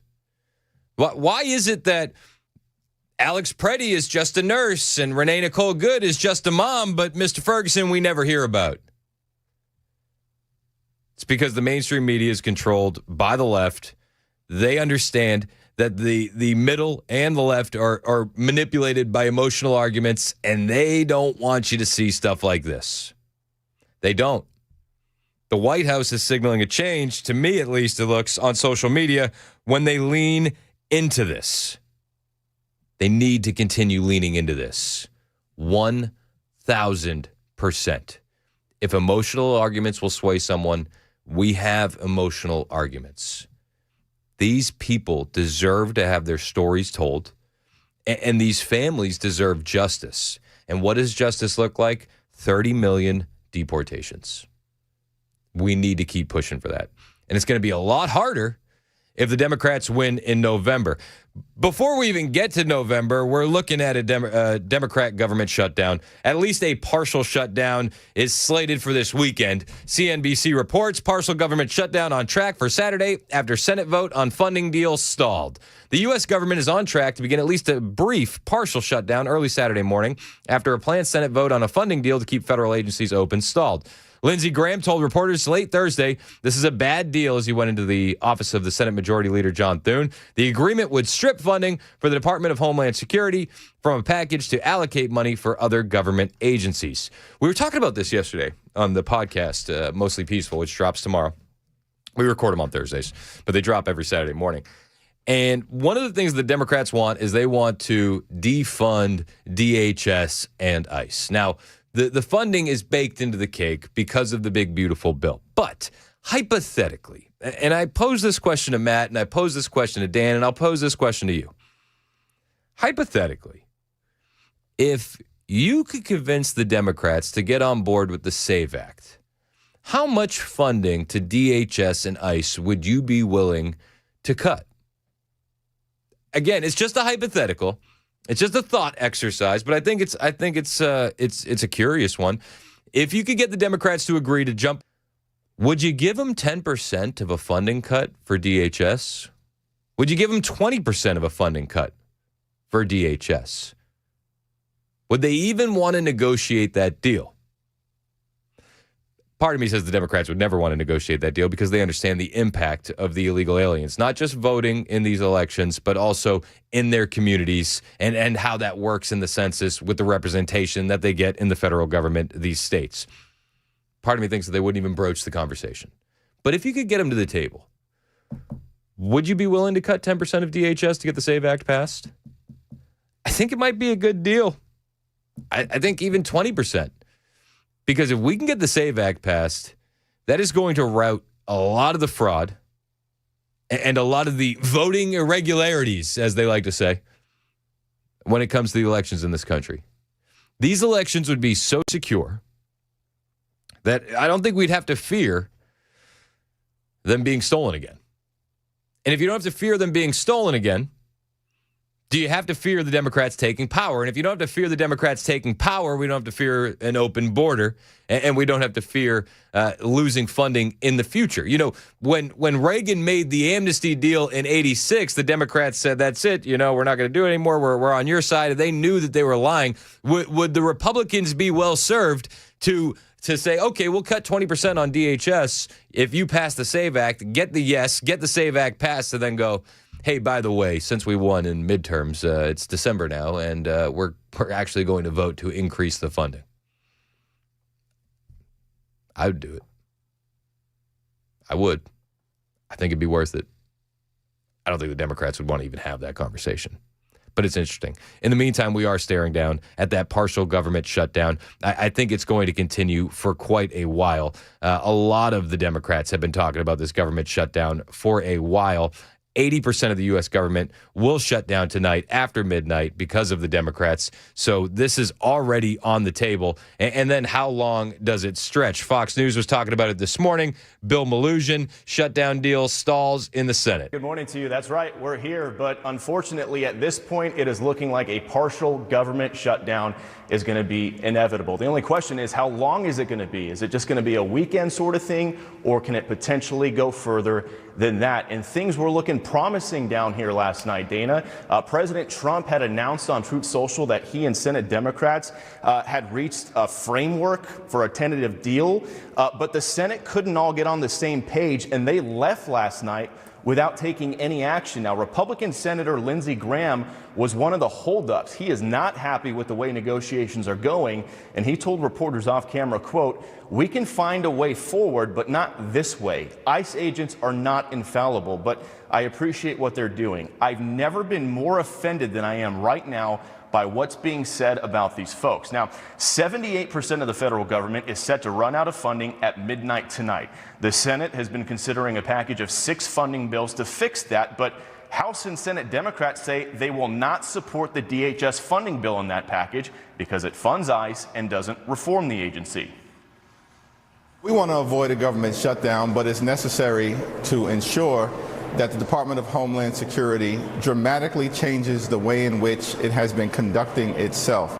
Now, the deal between the White House and the Senate would see that DHS bill be broken off from the other 5 spending bills. But a move like that would kick the bills back to the House, which is out of session this week. And Speaker Johnson says right now a shutdown appears unavoidable. At this moment, I'm not that confident, to be honest. I mean, the Senate is doing their thing tonight. I've got to make some tough decisions later this evening on how soon we can get House members back, if indeed they send us the package.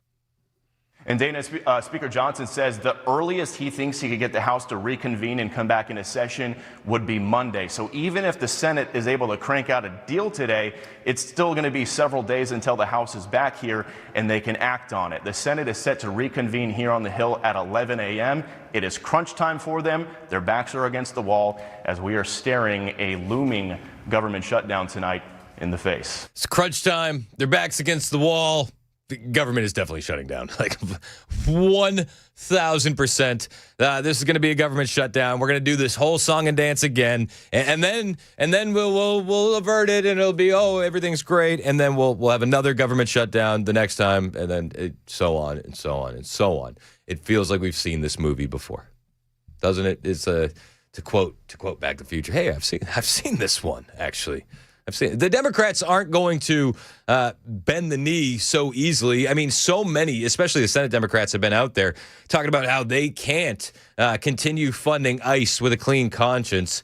John Ossoff said, what do he say? He said, I can assure you this measure does not have the votes to proceed this week. This was John Ossoff yesterday. Now, you're in the Senate right now. There is a lot of talk about whether this DHS funding bill is going to pass alongside the rest of the budget or if it's going to be spun out. Is there any update you can give in terms of where that whole process stands? And beyond that, is there a commitment by the Democratic Senate caucus to not fund DHS in light of the abuses that we're seeing right now? The abuses. I can assure you that this measure does not have the votes to proceed this week. Georgia Senator John Ossoff. It does not have the votes to proceed this week. Government shutdown incoming. He's not the only Georgia senator who feels this way. Raphael Warnock is also out there doing the interview rounds. What was he on? MSNBC? MS Now? No, it was CNN. It was CNN. My bad. He was on with Dana Bash. And he said, if we fund the government, we fund DHS, you're actually making Senator Warnock an accomplice to the murder of Renee Nicole Good and Alex Preddy.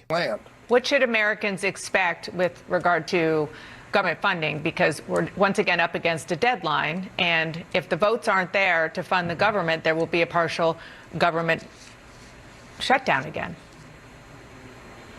I think you should ask John Thune. They have the Senate, they have the House, they have the White House. We are going in good faith. There are a lot of good ideas there. Obviously, we're not trying to get everything that we would want in order to move forward. But you can't ask me to be an accomplice to the killing of Alex Preddy and Renee Good. It is to make a butchery of my conscience. And I intend to respond to the people that I'm hearing from all across Georgia who are concerned, deeply concerned. Democrats, Republicans, and independents. Democrats, Republicans, and independents, deeply concerned. Raphael Warnock has too much of a conscience. Listen, they're going in good faith, but he can't be an accomplice to the murder of Alex Preddy and Renee Nicole Good, the Ice Watch agitators who put themselves in the middle of enforcement operations and tragically lost their lives. They made choices. Those choices had consequences. Raphael Warnock doesn't feel like he can be an accomplice to that murder by voting to continue funding DHS. He can't have that on his conscience. This is a very deeply spiritual man. He's a pastor, you know. He's a pastor. Did you hear what he said about the Alex Preddy Memorial? Different interview. This was MS Now. He was talking about, he went to the site where Alex Preddy was shot. There really are no words. It was a deeply moving experience. As I said, I felt like I was standing on holy ground. What? Alex Preddy's blood cries out. to us. We are better than this. We can do better than this. That's a pastor, by the way. The site where Alex Preddy was shot. Standing on holy ground. He can't in good conscience vote to be an accomplice of that murder. This guy's a pastor. Just remember that. Whenever anybody tells you, like, oh, your conservative country church is way too political, just remember that the senator from Georgia is a pastor. And he referred to the site where Alex Preddy was shot as standing on holy ground. Okay. My church is too political. 1053. Super Talk. 99.7 WTN.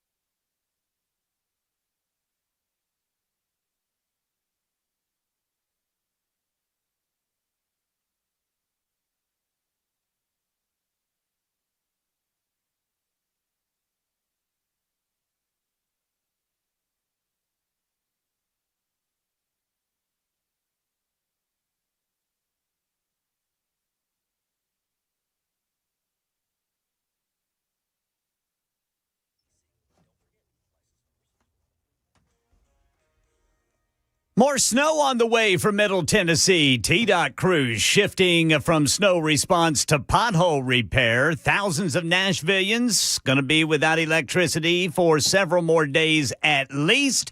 Some store shelves are empty, but not because of panic buying ahead of the next winter storm. And a lot of people up there may have stuff they're not supposed to ingest.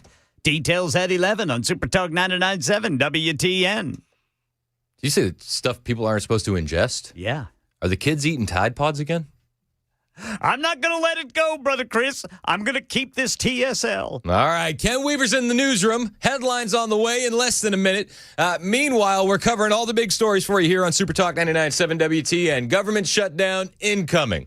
Epstein files released. 3 million documents, 2,000 videos. What was it, 1,800 images, something like that? Wild. I keep calling him Bill Esseley. Todd Blanche, Deputy Attorney General, announced the release of the Epstein files. And he was asked about another big story that's been hitting the wire today. Don Lemon arrested. While he was taking questions from the press, Deputy Attorney General Todd Blanche was asked if he had a reaction to Don Lemon being arrested. I have anything to share about that. And to follow up on that, do you have a reaction to the arrest of Don Lemon overnight? Do you have a reaction to what? To Don Lemon's arrest overnight? Do I have a reaction to it? I don't know what that means. What are you looking for me to do? Jump up and down? No, I don't have a reaction to it. I don't know that the charges are unsealed yet. So I can't. I'm not going to comment on that. Says, do you want me to jump up and down? Fun fact. That was my wife's reaction to Don Lemon being arrested. Get yourself a based wife. It's 11 o'clock. Super Talk 99.7 WTN.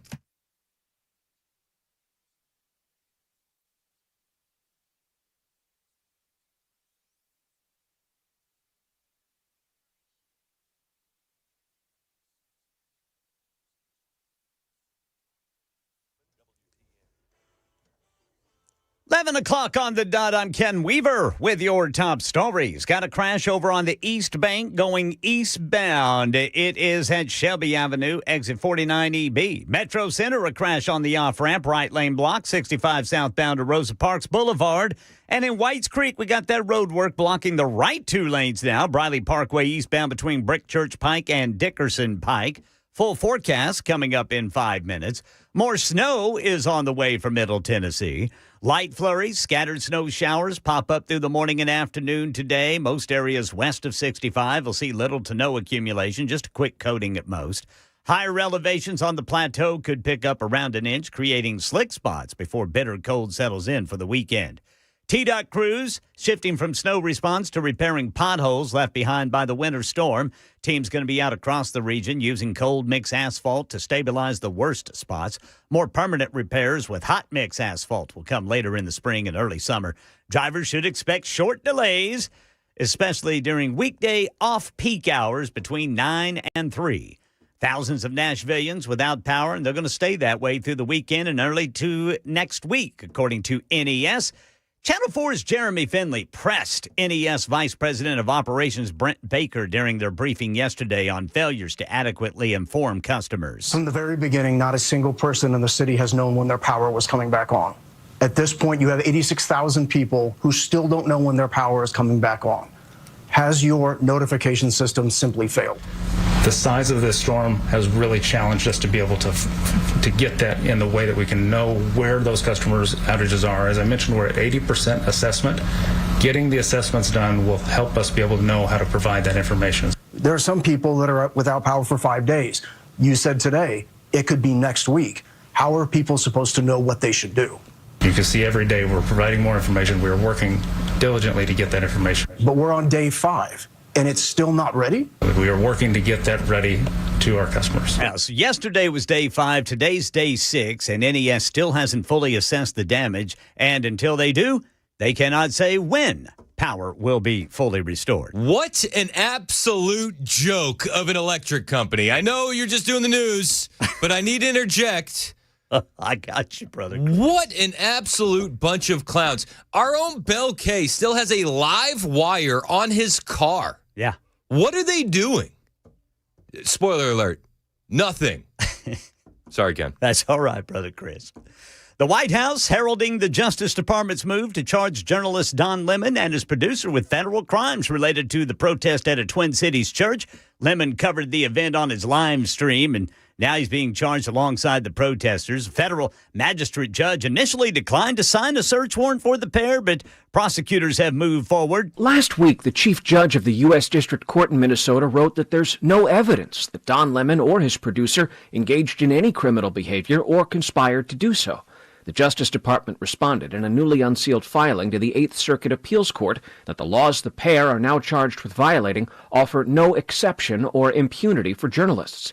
Lemon's attorney calls the charges an unprecedented attack on the First Amendment, vowing Lemon will fight them vigorously and thoroughly in court. That's the latest news. Weather is next. I'm Ken Weaver, WTN News.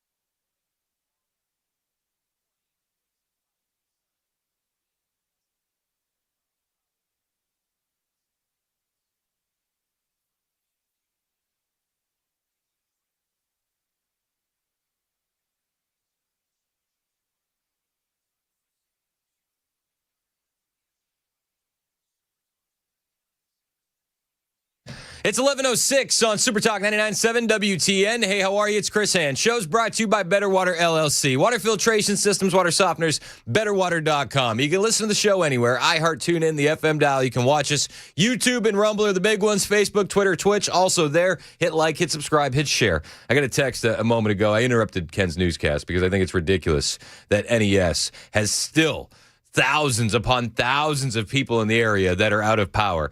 And how would we classify her? I'll say my friend. My friend Lacey texted in. Lacey said, "Get your sorry ass out there and climb a utility pole. Just change the channel." Okay. I think it's been pretty well established on this radio station that nobody's attacking the linemen.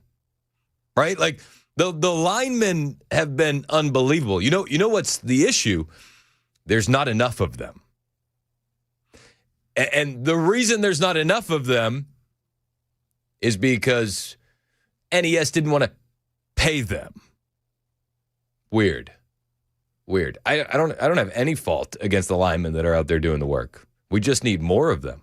Yeah, this isn't. Nobody's mad at the linemen. No, in fact, it's the leadership. We were talking about it on the podcast with Murphy and Dan that comes out tomorrow morning, Mostly Peaceful. And I said, you want an AI-proof job? There you go. It's linemen. Computers aren't going to replace that. And the linemen are awesome. But we have seen so many failures from NES over the past few days that it's unfathomable. You have the issues with the outage reporting system. Everybody's getting text messages saying that the issue's been resolved when it hasn't. Yeah. You have NES's own 2026 success metrics being published. You know what one of their 2026 success metrics was? What's that? 85% of the customers perceive the utility as transparent and trustworthy. How do you think they're doing on that today? Do you think that they're hitting their own success metrics for 2026? Wow. NES has faced criticism for poor communication preparedness, with the mayor calling for improvements. The outage is expected to persist into the following week for many customers. What is it, still like 80,000 without power? 71,000. I mean, it's an improvement, sure, but that is ridiculous. Still 71,000 people that are, and I'm telling you, boys, it's getting ready to get real cold this weekend. And then you have the reports of the existing IBEW union crews being initially turned away by NES. Now, yesterday that came up during that press conference because NES's claims was that, we have to train those. NES crews have to train those outside crews. Well, then the question was, so you didn't have enough NES crews to train then, correct? Right. And they couldn't answer that. They said they'd have to get back. Crazy. And then there's all the theories. And there's all the speculative, unconfirmed reporting that's going on that just makes you think what the hell is going on at NES. That NES lacks the sources or processes to handle more than a handful of outages at once. There was reports last night I was reading online that there was only 6 to 7 power outages actively being worked on at any time. It's based on a third-party site pulling NES data, which leaves hundreds of power outages unassigned. NES contradicts these reports, but you have crews labeled in the field that are actually idle in parking lots awaiting assignments. NES prioritizing political pet projects over maintaining outdated and tangled infrastructure, failing to manage trees near power lines, leading to preventable outages. I had one guy text in, and it was Sally. He said, "Come on, Chris, NES has to have a funeral service for each tree that died during the storm, and then they have to cut them into pieces. It's very traumatic." Yeah, true. It's true. You got a lot of different things. A lot of people talking about this, that NES is using safety as a shield to justify the slow progress while they're actually endangering linemen through negligence. They're endangering their customers through lack of heat.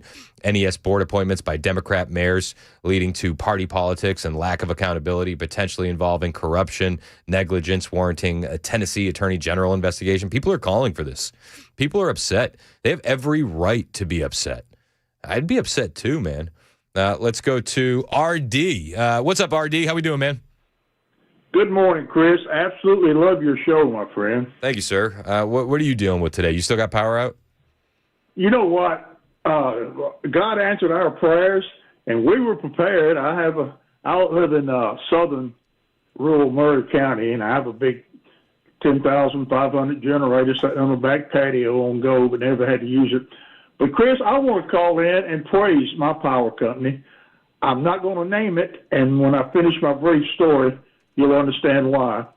Not this storm, but about a year and a half ago, we had a big storm come through, and we had a huge, about a 30-foot tree, about 50 foot from the house, and the wind, it didn't knock it completely down, but it splintered at the trunk, and it messed up the lines. So we called in, and they come out that day, and they got the line reconnected, got our power on, and I was out there talking with the guy running the show and asked him, "What do I do now?" He said, "Well, you got to have that tree taken down." I asked him, "What do you think it will cost?" He told me. I said, "My goodness, we're senior citizens. I don't know if we can afford that." Chris, the next day, we looked up, and here come 2 power company trucks, a 6-man crew. They had the truck with the bucket lift, a chipper. And those guys went to work, and they worked diligently all day long. They took that tree completely down through the ground, chipped it all away, and when they were done, they all had their rakes and they even cleaned up the yard. God bless them. How about that? How about that for a fire company? That is unbelievable. I mean, I wish we had more stories like that coming out of this storm that we just saw, but it seems like those stories are few and far between. They certainly are, but it's one that needed to be shared, my friend. And I'm glad you did. Thank you for calling in, RD. I appreciate you, man. Let's go to Terry in Tennessee. What's up, Terry? Oh, beautiful day. It's finally starting to melt, maybe. Until it freezes again. Let's not count our chickens before they hatch. Another cold spell coming in this weekend. Are you still without power, Terry? No, we got it back on. It went off once, came back on later that evening, and it went off again and came back on that evening. What are you thinking about how NES has been handling this situation? Hey, I was a union man. I'm not a lineman. I'm the other part. I'm not going to try to lose my job because I know these old grouchies on the union side. Now, let me ask you a question. So NES has a wage they pay their linemen. Right. The union has a different wage, and apparently it's more money. Right. And with the union, we get a retirement that the company has to pay. Down here, it's like $4.50 an hour, and overtime kicks in on $4.52. So all that money goes to the Southern benefits, and you get to retire at 55 or 57. Now, if NES goes out and hire these people, they have to pay the wage, they have to pay the retirement wage, and then everything else affiliated with the union hall down here gets some money out of it, but it comes out of your paycheck. So why am I going to bring union guys in there that's probably making $5 more and degrade my people like that? So this dude didn't tell much, but what he's doing, it's a little trap to get people to hire them in, and then you go in there and guess what they do? Hey, man, you ought to come over here. We're getting this. We're getting this. So it's really not a good deal. So you're thinking NES is bad. But your argument is that they're protecting their workers from being poached by not bringing in the union guys. Is your thought? Correct. It's not non-union hates union. You put numbers down and you see why. If you bring those people in, why would you not pay your own people that's been there for years the same wage? So, I mean, but in an emergency like this, right, with the amount of power outages that we're seeing, the amount of elderly individuals in the city that are going without, families going without, who does NES have the responsibility to at that point? Don't they have the responsibility to their customers? Well, yeah, but do you want to lose all your linemen because other people are getting more money? Should we worry about hypothetical employee loss over potential customer death? Well, it's not a worry because they can get plenty of people from other states, other cities to come in here. But so if that was a possibility, why haven't they done it? Well, I was told they have. They just didn't apparently bring enough in, or just a little bit more overload than people think. I mean, you still got 71,000 people without power. So, I mean, if there are guys standing over there waiting while Tennesseans are freezing to death, documented, has happened, and I fear it's going to be more once we dig out and somebody finally goes to check on, grandma and grandpa. I fear that we're gonna have a lot more deaths than we have currently. I mean, why aren't they doing it now? How do we know they're not? Because you still have 71. We're 5 days removed from the storm, 6 days removed from the storm. And you still have 71,000 people without power. I mean, I drive down to Mumbury, and I mean, it looks like a war zone out there. I guess it's easy for me to say that they're not doing it because I see the destruction still. And I mean, we have our own coworker, Headless Bell. He still has a live wire down on his car, So, I mean, that should be priority. There's a lot of anecdotal evidence out there, and I'll give you it's anecdotal, that the work isn't being done. You know what I'm saying? So, yeah, you're saying so they're not doing their job, they're just sitting on their butts, or am I missing that? That's what I'm seeing. I mean, the conversation online, and I'll be the first to admit, I am not an electrical grid expert, not a lineman, never been a lineman, but there are reports online, speculation, that they're only working on 6 to 7 of these at a time. Well, I got a buddy that's a lineman, and he barely sleeps. Well, hey, man, God bless him. God bless him for the work he's doing. And I'm not besmirching the linemen here, and I think that it needs to be clarified. We're besmirching NES and leadership and management and the people that prioritize everything else, it seems, except for getting the lights and the heat back on. Brian is on the road, former NES. What's up, Brian? What do you got? Well, I don't agree with that guy. If you know anybody, if you're from around here, NES used to be, years ago, and I don't know how much has changed, but it used to be one of the best jobs around. Paid way over scale. Benefits out the yin-yang. They don't even pay Social Security. It doesn't come out of their check. That's the way it used to be. I don't know if it's still that way. But from what I know, from being there for 7 years, it's always been, before DEI was DEI, it was DEI, if that makes sense. Yep. It's incompetent management. It's political board. The board is appointed, most of the time, they're appointed by the mayor. Yep. And what do we know? What do we know about mayors in Nashville? What way do they seem to lean? That's what I'm saying. You hit the nail on the head when you said you're not besmirching the lineman. I would never want to do that job. I lost a good buddy in a storm when I was there, and it killed me because he backed into a wire that was live that was supposed to be killed. It was supposed to be dead. They have a place called Central System Control. It's what they used to have, and it was a big board. You go in. It's really a wonderful place. I mean, it's set up to do. It's just mismanaged. It's awful. They have people sitting in those codes, and those people are not civil servant protected. The management used to be they could fire them anytime for cause, and you just don't see that. It's just a great place to work, and it's not where people sit around. I'm not saying that. It's just like having firemen. You know, sometimes you need them, and when you need them, you need them. Yep, you're absolutely right. These guys are the real deal. Most of them. I'm with you. I just think they used to have 1,000 employees, and they maintained that level for years. And I think you hit the nail on the head without knowing. It's mismanagement. It's DEI. It's incompetence. It's just what we're dealing with Biden. Yep. It's almost a miniature Biden-run administration. Everything Everything the left touches just turns to crap. It seems like the only thing the left can do is destroy. They don't build anything. They can't even maintain anything. If you let leftists in control, just give it time, and it's going to be ruined. That's my take. Mason got a call while we were on the line with Brian from a line worker who wanted to remain anonymous. Yeah, he wanted to remain anonymous because absolutely understandable. He wanted to kind of update. They're getting to as many people as they can. They're pushing through a lot, and it's just the influx of the amount of people that are coming through. They're working hard. You will see a lot of rolling outages coming over through the end of the week and into next week, he said, because they have to knock people off the grid or offline for a little bit so that way they can get more people back online. So you might see that your house goes out over the weekend for a little bit, unfortunately.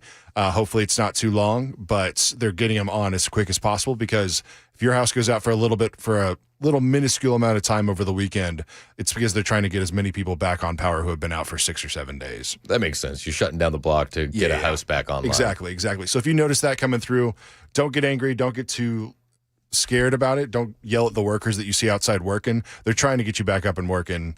It's taking time because of a lot of lack of preparedness from the higher ups. Yeah, don't yell at the lineman. If you see a lineman out there, bring him some hot cocoa or a coffee. Snacks, anything. Bring him some snacks. Jeff in Nashville, you're up next on Super Talk. What's up, Jeff? I was just going to, my father lives out close to Percy Priest Lake. Yes, sir. And they've got all these new neighborhoods, all basically surrounding these bigger properties. And they got all the neighborhoods hooked back up and basically left what it looks like 6 houses because they're bigger properties. And basically what he was told is their priority is to get the neighborhoods all going. They just left them alone. I mean, I could understand why. I could understand. That kind of irks me because, I mean, they're, like I say, they're just one little area. And he actually told the person he talked to, he knows it's the transformer that blew. which is basically at the back of the property that they're on. But yet they got everybody around them all hooked back up, but they couldn't get to them, and they've been out ever since Saturday morning. Which is absolutely unbelievable and frustrating on so many levels. And I feel you there. I will say on the strategy side, I do get prioritizing the neighborhood before the single residents that. Well, I understand that, but Yeah. it's just like they just because they're not physically in the neighborhood. It's like I say, they're bigger properties, and they're just right there in one little hole. But they got everybody surrounding them, all hooked back up, and just left them alone. And they're all older people, couples. He's 80. And, and it's like, you're just on your own till we get everybody else hooked up, basically. And and I understand they got a rough job. I couldn't imagine trying to piece and put all this crap back together. Yeah. Well, I mean, it's a tough job even if you have great management. You know what I mean? And it seems like they're being let down, and I appreciate the call. They're being let down by the management team there at NES, and it's hard to argue anything else at this point. It's 11:24 on Super Talk 99.7 WTN. I got a text from my wife. You know where she is? She's at Aldi, and you know what she told me? She told me that there's a guy in a silver Tundra listening to the show next to her at the Aldi. Nice. We got spies everywhere. Anecdotally, we're the number one show for silver Tundras parked at Aldi's. It's 11:24 Super Talk 99.7 WTN. We see you.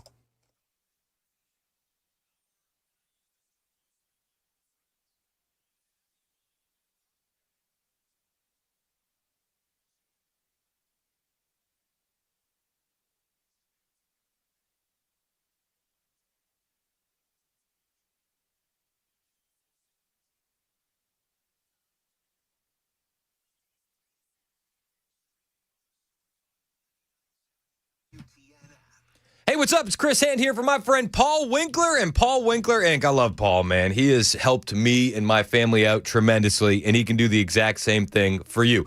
I do get paid to do the commercials, but I don't get paid to be a client. I'm a client by choice, and it's for a reason. It's the education. I've learned so much from Paul. You can learn a lot from Paul as well. This week, Paul and his team are doing something I really like. It's called Back to Basics Week. It's for everyone, no matter your background, no matter your experience, or how much money you're investing. They're going to walk you through the questions most people should ask, but usually don't. The real difference between stocks and bonds, why financial experts often disagree, and how ETFs are actually different from mutual funds. They'll talk about diversification, how many stocks it really takes, and they break down things like gold, CDs, Bitcoin, and real estate. What's an investment and what isn't? Paul's going to explain all of this, plus the two main investing philosophies advisors use, how to know which one your advisor's following, the evidence behind each approach, and what choosing the wrong one could cost you. They'll help you tackle a big one, Roth versus pre-tax for retirement, what actually makes sense for you. Now, here's the thing. To learn all of this, to take part in Back to Basics Week, you just got to go to paulwinkler.com. It's right there on the website. It's so simple. You'll learn so much. paulwinkler.com.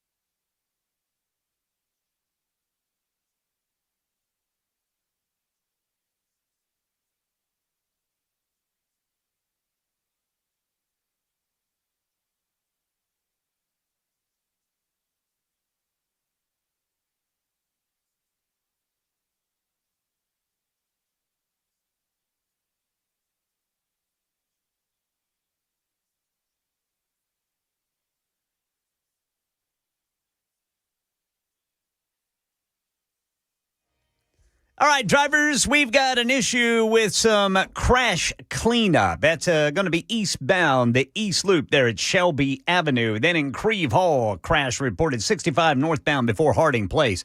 Snow showers move into Middle Tennessee today. We'll tell you what that's going to mean coming up at 11:30 on Super Talk 99.7 WTN. It's going to mean you're freezing all weekend long if you happen to be an NES customer and you don't have your lights back on yet. It's a crazy story. 615-737-9986 if you want to join the conversation. We'll be jumping in the lightning round here in a moment. I got a text from one of our favorite liberals, Jeremiah. Jeremiah texted in. And we were talking about power outages, right? We're talking about NES. And he said, look at Trump and the loss of the First Amendment rights. That's what the right want, a king, not a president. I said, he texted at 11:22. Is Trump just living in your head rent-free? We're talking about power outages right now. Sounds like the biggest Trump fan I know. He said, no, you said the left destroys everything it touches. Just pointing out what Trump has done. I don't know. Has anybody lost their First Amendment right? I don't know anybody that's lost their First Amendment right. Have you lost your First Amendment right? No. Weird. Yes, I do believe everything the left touches turns to crap. And I look no further than the local example that we have right in front of us, NES. Democrat mayors appoint the board picks the CEO. That power company is in shambles today. And the surrounding areas that dealt with the same storm doesn't seem to be the case. Weird. 11:30, Super Talk, 99.7 WTN.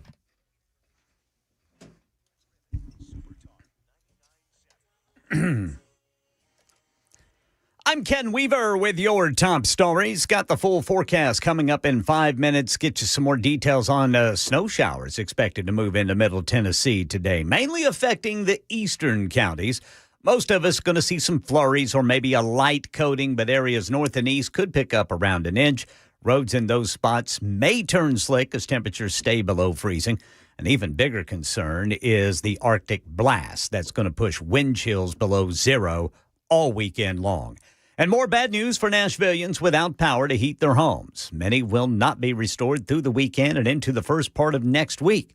That's from Nashville Electric Service. Channel 4 Stacey Cameron yesterday pressed NES Vice President of Operations Brent Baker on staffing issues slowing down the restoration of power. So is the bottleneck right now the slowing down of restoration rates due to not being able to get enough linemen into the field because you don't have enough people familiar with the system? So we have to have people that can work on the system and have that hazardous energy control to be able to bring more people on. And scaling that up is really important for us. We have to do that well.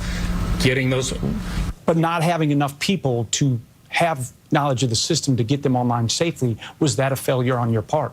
I'm telling you right now, getting those people to be able to bring people on safely is just the most important part of what we do, and be able to bring them on, watch over those people well. And again, never really clearly answered the question. Meanwhile, 500 NDOT, National Guard members are helping to clear the way for these line crews. Tennessee is living up to its nickname, the Volunteer State. We're just here to help wherever we can. Lieutenant Colonel Dallas Clements is with the Tennessee National Guard, helping to clear ice storm debris blocking roads. We don't have a lot of chainsaws, but we do have a lot of chains and tow ropes and Humvees that we can use to push, pull, and drag things out of the way. 170 National Guard troops are boots on the frozen ground of the Volunteer State. Jim Ryan, ABC News. That's the latest news. Weather's next. I'm Ken Weaver, WTN News.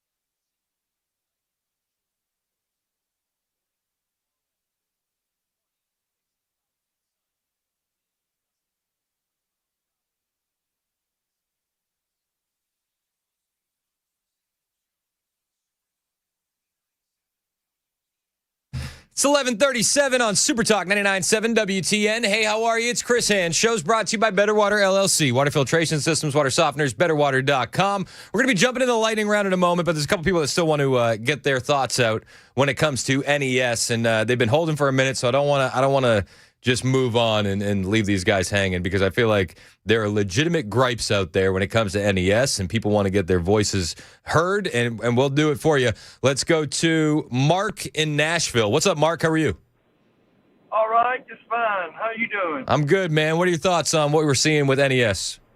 Well, it's the mayor's fault, because he took the tree trimming money and cut it so he could put bicycle lanes in.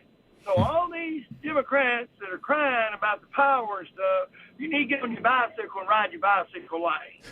Well, I'll tell you what. If you're coming up to Music Circle East and you're coming to see us at the radio station, the bike lane is blocked right now by fallen trees. So I don't know if that bike lane is going to be accessible. I ride a Harley, so okay. All right, good to know. Hey, I appreciate. Quit crying. He cut the budget on the tree trimming back and put bicycle lanes in for his people, for his voters. Now, that's all I got to say. I got friends who work for NES. They're out here, they're busting their butt 16 hours a day. What are your friends saying about you say you got friends at NES that work there. What are they saying about management? That it's the mayor. It just goes back to the liberal politicians. It goes back to they don't care until something happens. Yep. I hear you, man, and I appreciate the call. Let's go to another Mark. This one's in Sparta. What's up, Mark, number 2? How are you? Hey, I'll take number 2 any day, Chris. Really enjoy your show. Love you, brother. And so I'm going to reference some things that your friend Matt Murphy said yesterday afternoon. So they went through the bios of the board of NES. And the first thing that's, glaring is that there's no engineers on that board. And so if you were to ever look at a drawing or a schematic of a distribution transmission system, you would understand that it's highly complex and that it's like balancing a ball bearing on a basketball to make sure that everybody has power, and that all the switches between the different things that switch back and forth whenever they have problems and go back to the substation. It's an engineering issue. It's not a political issue from that standpoint. But what I feel like is missing, and I've done my fair share of all of this, what's missing is the connection, because no one wants to stand and hear the engineer give the mathematical resolve for what is happening, and then there's no way to communicate it through the board, because those folks are not technically savvy, and they don't have any advisors that are technically savvy so that they have the right answers for things. Yeah. And I'm looking at the board right now, and you're absolutely right. I mean, you got Delta Ann Davis, Senior Program Advisor, Energy, Environment, and Land Use Program, Vanderbilt Law School. You got Casey Santos, the Vice Chair, CTO, Caliber Collision. Clifton Harris is a board member, President and CEO of the Urban League of Middle Tennessee. Robert McCabe, board member, founder, chief banking officer, and vice chair at Pinnacle Financial Partners, and Ian Prunty, board member. He's account executive for Snowflake. Yeah, I don't see any engineers or power companies. Is this kind of like one of those Burisma boards where you can appoint a Hunter Biden type guy? Well, I'm going to disappoint all your listeners, because I'm not trying to be political about it. What I'm saying is that your solution is an engineering solution. It's not a political one. And that is where the problem happens, is that we won't take the time to explain, because we don't believe people want to hear. And we think that the board, there's no way that an attorney or an IT guy or those people, I don't care how many degrees they have, if they're not a triple E in engineering and have had 10 or 20 years experience in transmission and distribution, there's no way they're going to be able to explain what's going on and what happens. And then another thing that happens, Chris, that people don't understand, is that you have legacy systems connected to modern systems, and those two things are totally different. I built generation systems that went up in Chicago that was 240 volt, what we call the bastard phase and 3-phase and stuff like that, and connected generation to that, and then turn right around and go to 480 volt 3-phase and 13.5. That's a full blown neutral and a 4-wire system and Y, those kinds of things. So I just mentioned to you like 5 or 6 engineering terms there that most people don't understand or whatever, but that is what the engineers that are telling the linemen what to do. And I have a grandson that's a lineman, by the way.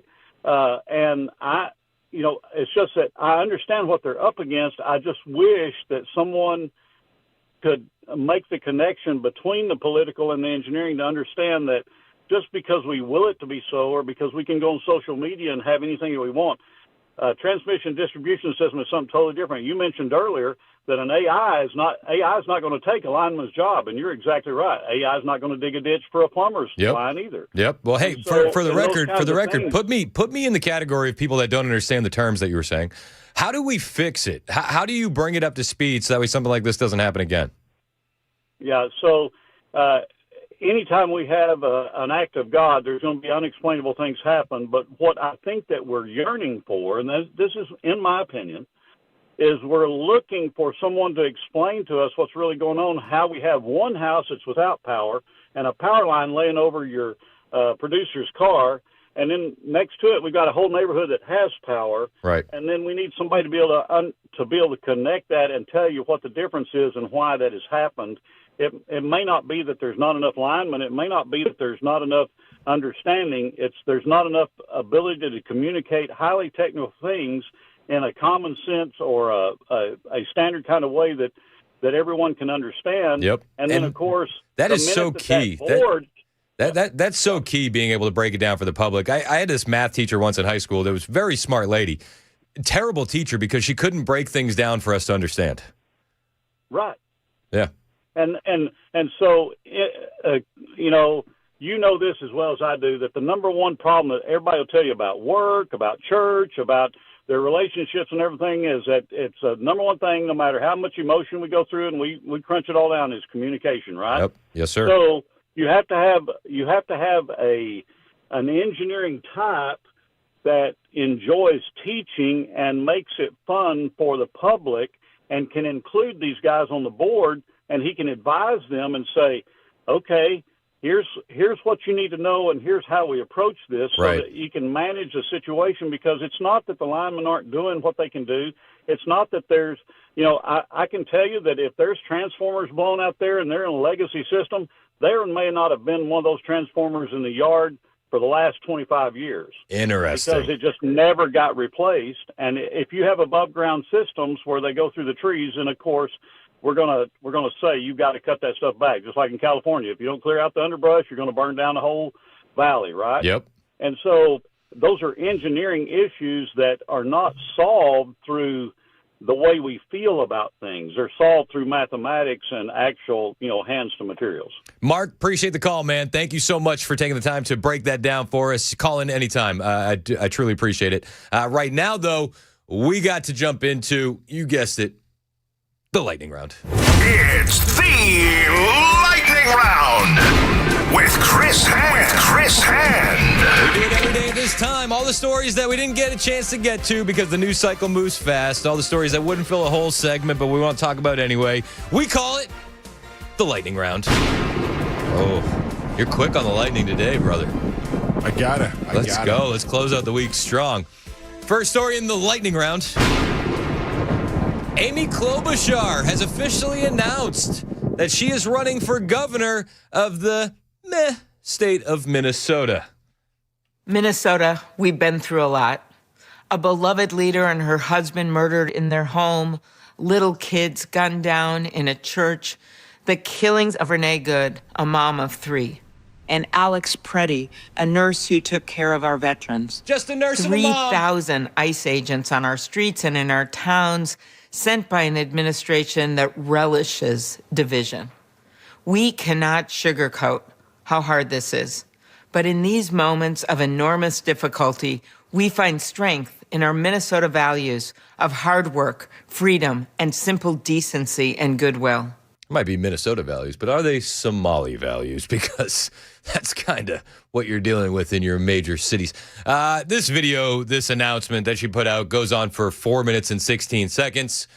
I am a bit appalled that in the social media age, you would think that we have the attention span for a 4 minute and 16-second video, ma'am.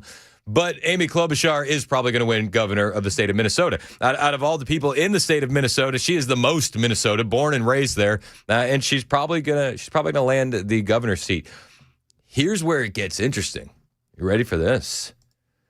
There's a theory going around that Tim Walz might have a bit of a deal with Amy Klobuchar. If you remember, Tim Walz just the other day was sitting in an interview and he said that he is never going to seek elected office again. This was with MS Now. This is Tim Walz's exact quotes, and then we'll get to the theory. We're already doing it. Do you regret jumping out before such a consequential moment? No, and part of it was to look. I recognize that I'm a lightning rod, and this is a tough space for I'm in because I know they hate me personally, and they take it out on my constituents because old white guys who are former governors tend to land on their feet okay type of thing. But in all fairness on the timing, I removed myself, and then 2 days later, Renee Good is murdered. But I think one of the things is I have no political consideration, will never run for an elected office again. Never again. Never again. And I will never run for elected office again. Let's also point out the fact that Tim Walz dropped out of the re-election bid because Nick Shirley exposed the fraud. And that gets waxed over, glossed over. MS Now is not going to ask those kinds of questions, but he says, I am never going to run for office again. The choice of words there, very, very important, because the theory is that Amy Klobuchar, you ready for this? Amy Klobuchar is going to make it so that Tim Walz doesn't have to run for office again.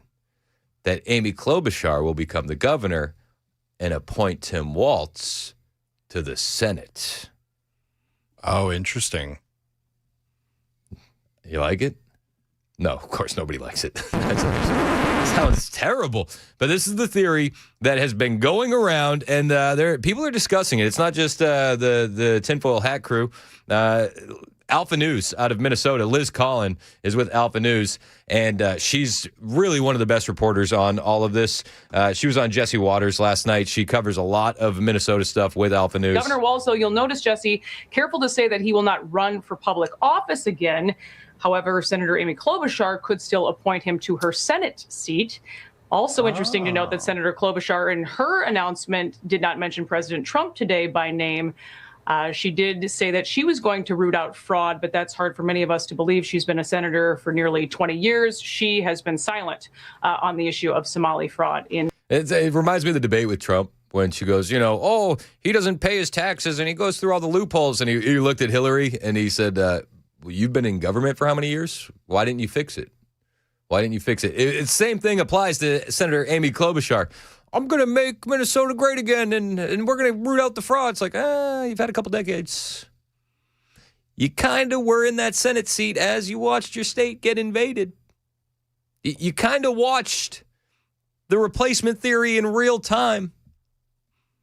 Not sure we trust you. The Democrats in Minnesota, though, probably will, and she's probably going to just walk into that governor's seat. Let's be perfectly honest. At which point, Liz Collin, Alpha News, says Tim Walz gets the nod for the Senate seat. Minnesota. Wait, so Liz, are you saying there's a deal between Walz and Amy? She's going to appoint him to be a senator? It is a possibility, and I thought the word choice in that interview last night was quite interesting. But here on the ground, I think police officers are feeling a bit relieved. I've been speaking to them through this whole process. Many of them couldn't do their jobs, especially in Minneapolis before, but Homan seems to have changed things here. We saw mass arrests in Minneapolis. That hasn't happened or been allowed to happen, I should say, in weeks. Instead, they're watching other agencies move in and do the job that they should be tasked to do. But again, kind of this manufactured crisis. I know you spoke about the fall of Minneapolis, which I appreciate, but so many of those same people in power, actually the exact same people, and we're seeing this all on repeat. Same people in power are still there, and they'll still be running the state as long as they can hold on to that power. Do I got time for one more story in the lightning round? I think I got time for one more story in the lightning round.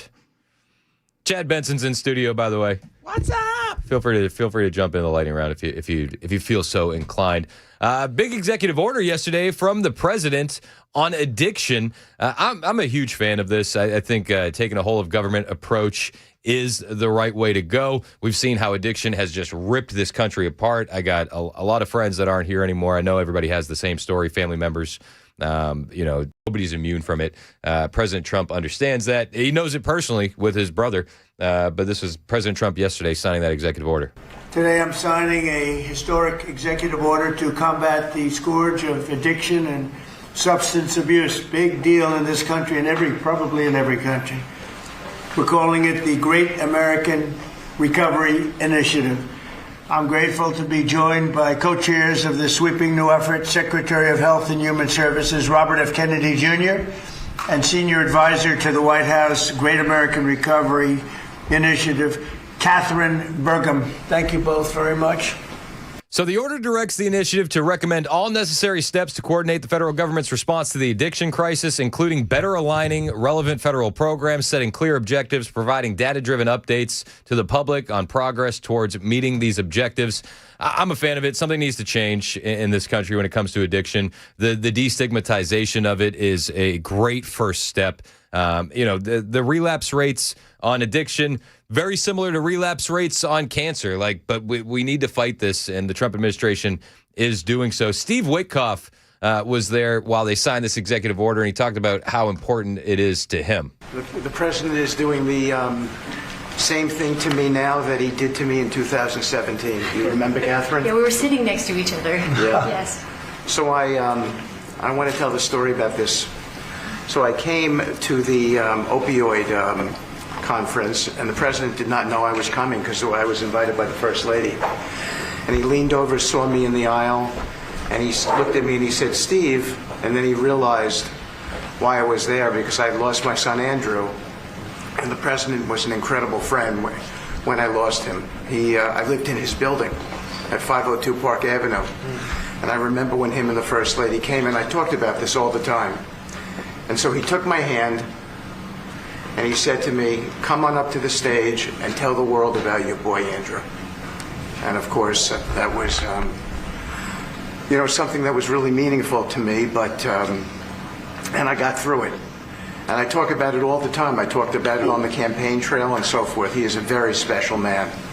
And he's begun and led the fight against opioid addiction and alcoholism. And Catherine, I feel like we sort of bonded from that day. Mm-hmm. And it's just my blessing to work for you, sir.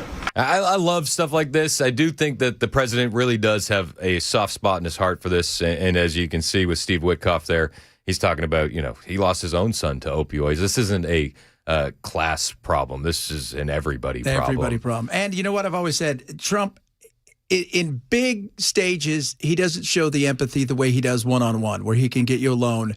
I think he's much better at that than a lot of other politicians, when he can just look you in the eye and actually show up out of nowhere or call you or something like that. Yep. I think he's always been that way. He's much better in that situation than in the let's show empathy to the world. That's not his strength. His strength is one-on-one in this. It's not toxic empathy either, which is a huge distinction, which is what we see with the left. It's toxic empathy. With Trump, I think it's genuine. Yeah. It's 100% genuine. Chad Benson's in here. What do you got coming up on your show today, man? The people are excited. Oh, NES. Hey, Nashville Strong. Oh, jeez. Are they doing that? Did they start doing that? Yesterday, that's how she finished, Teresa, there. She finished that way. She's all Nashville Strong. And Nashville Strong, NES week. Yeah, it was so bad and cringeworthy. And I was telling Ken, we listened to it, then I watched it. I'm like, it's worse to watch. Oh. Yeah, so we're going to talk a lot about their failures and epic failures. It continued to be the laughingstock of the nation. It's unbelievable. Chad Benson's in next. It's 11:56. This is Super Talk 99.7 WTN.